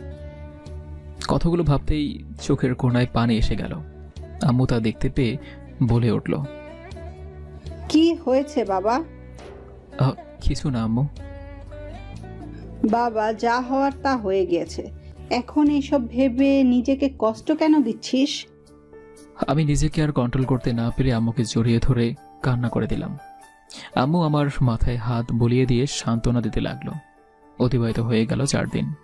এই 4 দিনে রুম থেকে কোথাও বের হয়নি, কোথাও ভালো লাগে না। আর বন্ধুদের সাথেও কথা বলিনি, তারা এখন ব্যস্ত হওয়ার কারণে আগের মতো আর আড্ডা দেওয়া হয় না। রুমে বসে আছি, তখন রাফি, সিফাত আর মিমি আসলো।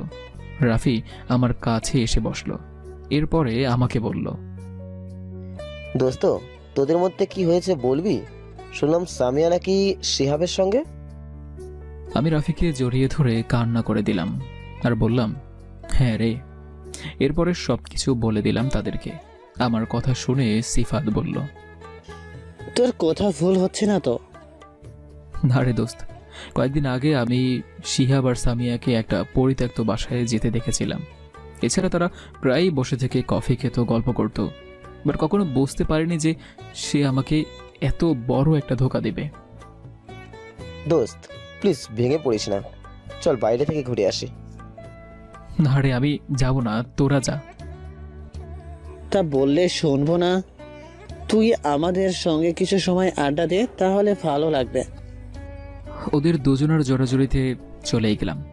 আসলে এদের মতো বন্ধু পাওয়াটা ভাগ্যের ব্যাপার। আমি যাতে ভেঙে না পড়ি সেই জন্য তারা তাদের কর্ম ফেলে রেখে আমাকে সময় দিচ্ছে। কিছুক্ষণ আড্ডা দিয়ে বাসায় ফিরলাম। যেখানেই যাই সেখানেই সামিয়া নামক এক প্রতারকের উপস্থিতি টের পাই। কেটে গেল এরকম করে 3টা বছর। এই 3টা বছর আমার কাছে মনে হয়েছিল 3টা যুগ। এখনও সামিয়ার কথা মনে হলে চোখ দিয়ে পানি পড়ে। আসলে খুবই ভালোবাসতাম তাকে। তাকে হয়তো কখনো ভুলতে পারবো না এবং তার জায়গায় কাউকে বসাতেও পারবো না। আব্বু, আম্মু, সাফিয়া আর আমি রাজশাহীতেই থাকি। আব্বু তার জব থেকে অবসর গ্রহণ করেছে। সামিয়ার আব্বু আম্মু মাঝে মাঝেই আমাদের বাসায় এসে বেরিয়ে যায়। তারা আসতে চায় না, আর আসবেই বা কোন মুখ নিয়ে, কিন্তু আমি তাদেরকে জোর করে নিয়ে আসি। কেননা সামিয়া চলে যাওয়ার পর থেকেই সামিয়ার আম্মু খুব অসুস্থ হয়ে পড়ে। ডক্টর বলেছিলেন যে রোগীকে সবসময় হাসি খুশি রাখতে হবে। এরপর থেকেই সামিয়ার আব্বু সামিয়ার আম্মুকে হাসি খুশি রাখার চেষ্টা করে, কিন্তু কোনো কাজ হয় না। আর একা একা কিভাবেই বা একটা মানুষকে হাসি খুশি রাখবে? হাসি খুশি রাখলেও তো আর একাকিত্ব কাটবে না। এছাড়া একটা রোগীর প্রয়োজন যথেষ্ট সেবা। বিভিন্ন দিক বিবেচনা করে আমি গিয়ে নিয়ে আসি আমার বাসায়। এখানে কয়েক মাস থাকার পরে মোটামুটি সুস্থ হয়ে ওঠে আর আবার চলে যায় নওগাঁয়। কয়েকদিন পর পর আসে বেড়াতে। আর অবাক করা বিষয় হলো, একটা অপরিচিত নাম্বার থেকে কিছুদিন থেকে কল আসছে আমার ফোনে। আমি কলটা রিসিভ করলেই একটা ছোট্ট বাচ্চা মেয়ে বাবাই বাবাই বলে ডাকতে থাকে। বাচ্চাটির মুখে বাবাই বাবাই শুনে চমকে যাই। মনে হয় সে আমার খুবই পরিচিত। আমি দ্বিধায় পড়ে যাই যে কে এই বাচ্চাটা, আর আমাকেই বা বাবাই বাবাই বলে ডাকতেছে কেন। আমি বলি যে আম্মু, আমি তোমার বাবাই না। এই কথা শোনার সাথে সাথেই কলটা কেটে দেয়। বেশ কয়েকবার ফোন দিয়েছিল, কিন্তু প্রতিবারই ভিন্ন ভিন্ন নাম্বার থেকে। পরে কল দিলে সেই নাম্বারে আর কল ঢোকে না। অতঃপর একদিন অফিসে বসে থেকে কাজ করতেছি। লাঞ্চ টাইম হয়ে গিয়েছে, বাট কয়েকটা ফাইল আছে। একেবারে কাজটা শেষ করে নামাজ পড়েই লাঞ্চ করব। ফাইলটা চেক করতেছি, এমন সময় ফোনটা বেজে উঠল। হাতে নিয়ে দেখি অপরিচিত নাম্বার থেকে ফোন এসেছে। সাথে সাথে ফোনটা রেখে দিলাম। আবার ফোন দিল, আবার রেখে দিলাম। কিছুক্ষণ পর আবার ফোন দিল। এবার রেগে গেলাম। কাজের জন্য তাড়াহুড়া করতেছি, বাট বারবার কল দিয়েই চলেছে। রিসিভ করে যখনই বলবো যে আপনি, তখনই ছোট্ট বাচ্চাটি বলতেছে, আসসালামু আলাইকুম বাবাই, লাঞ্চ করলে তো? বাচ্চাটির কথা শুনে আমার মুখ কিছুক্ষণের জন্য হা হয়ে গেল। মুখ দিয়ে আপনা আপনি বের হয়ে গেল, না মুখ করিনি, তুমি করেছো। কিছুক্ষণ চুপ থেকে বলল, কলেতি তুমি তাড়াতাড়ি লাঞ্চ করো, না হলে আমার মামনি লাগ করবে। কথাটা শুনে বুকের বাঁ পাশটা ধরফর করতে লাগলো আর চোখ দিয়ে পানি পড়তে লাগলো। মনে হচ্ছে বাচ্চাটা আমার কোনো আপনজন, কিন্তু কে হবে? আমি তো আর সামিয়া ছাড়া অন্য কাউকে বিয়ে করিনি। আর বাচ্চাটা কি সামিয়ার? সামিয়ার হলে তো না, আর ভাবতেই পারতেছি না। অতঃপর অফিস শেষ করে বাসায় আসলাম। বাসায় এসে দেখি সামিয়ার আব্বু আম্মু এসেছে। তাদের সঙ্গে কথা বলে রুমে এসে ফ্রেশ হতে লাগলাম, আর ফ্রেশ হয়ে নিচে আসলাম।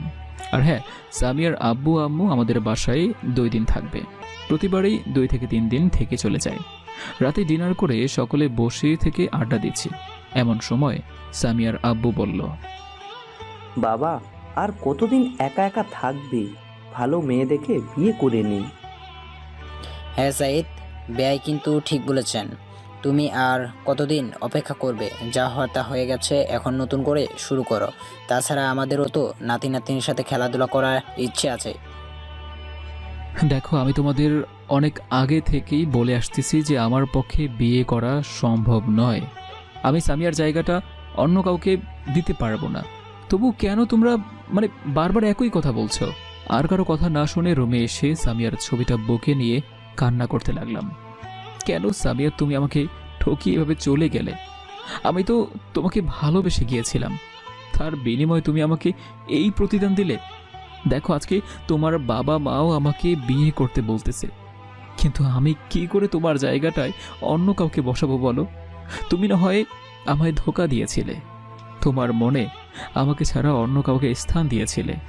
আমি তো আর পারবো না এই মনটায় অন্য কাউকে জায়গা দিতে। পরের দিন অফিসে বসে কাজ করতেছি, পিয়ন এসে বলল কে যেন আমার সঙ্গে দেখা করতে এসেছে। আমি তাকে ভিতরে আসার অনুমতি দিলাম। একটু পরে লোকটি ভিতরে আসলো, আর আমি মাথা নিচু করে কাজ করতেছিলাম। মাথা তুলে লোকটাকে দেখেই বসা থেকে দাঁড়িয়ে গেলাম। লোকটি হলো শিহাব, যে আমার থেকে আমার সামিয়াকে কেড়ে নিয়েছে আমার জীবন থেকে সুখ নামক বস্তুটাকে। চেয়ার থেকে উঠে তার সামনে যেয়ে শার্টের কলার চেপে ধরে বললাম, আবার কেন এসেছিস আমার সামনে? আমার থেকে আমার সামিয়াকে কেড়ে নিয়েছিস, তবুও তোর মন ভরেনি, আবার কেন এসেছিস? শিহাব আমার হাত ধরে কান্না করতে করতে বলল, প্লিজ শাহিদ, তুমি আমাকে মাফ করে দাও। আমি তোমাদের সংসারে অশান্তির সৃষ্টি করে দিয়েছি, যার ফল এখন আমাকে ভোগ করতে হচ্ছে। আমি অবাক হয়ে বললাম, মানে? শিহাব কান্না করেই যাচ্ছে। আমি কিছু বুঝতে পারতেছি না যে কি হয়েছে তার, সে এমন করতেছে কেন। আমি আবার বললাম, কি বোঝাতে চাচ্ছিস তুই? শিহাব কান্না থামিয়ে পিছন দিকে ঘুরে বলতে লাগলো, আসলে তোমার স্ত্রী সামিয়ার সাথে আমার কোনো সম্পর্ক নেই। কি বলতে চাচ্ছিস তুই? হ্যাঁ, আমাদের মাঝে সম্পর্ক নেই। সামিয়া প্রথম দেখাতেই আমার মনের মধ্যে অন্যরকম ধারণা কাজ করে। এক কথায় শরীরের উপর আমার লোভ হয়। কয়েকদিন পর সে আমার নামে রেপ কেস লিখে নিষেধ করলেও শোনেনি। এটার রাগ এবং তার শরীরের উপর লোভ আমাকে তার প্রতি হিংস্র করে তোলে। এরপরে সামিয়াকে রেপ করার চেষ্টা করি, কিন্তু সেদিন তোমার জন্য ব্যর্থ হই। কয়েকদিন পর শুনলাম তোমার সাথে বিয়ে হয়েছে। সেদিন কলেজ থেকে ওই কথাগুলো বলেছিলাম, কিন্তু কথাগুলো শুনে সে আমাকে নানানভাবে অপমান করে। তারপরে তুমি আমাকে মেরেছিলে। সেদিন আমি প্রতিজ্ঞা করেছিলাম তোমাদের সুখের সংসার আমি অশান্তি সৃষ্টি করব, দুজনকে আমি আলাদা করব।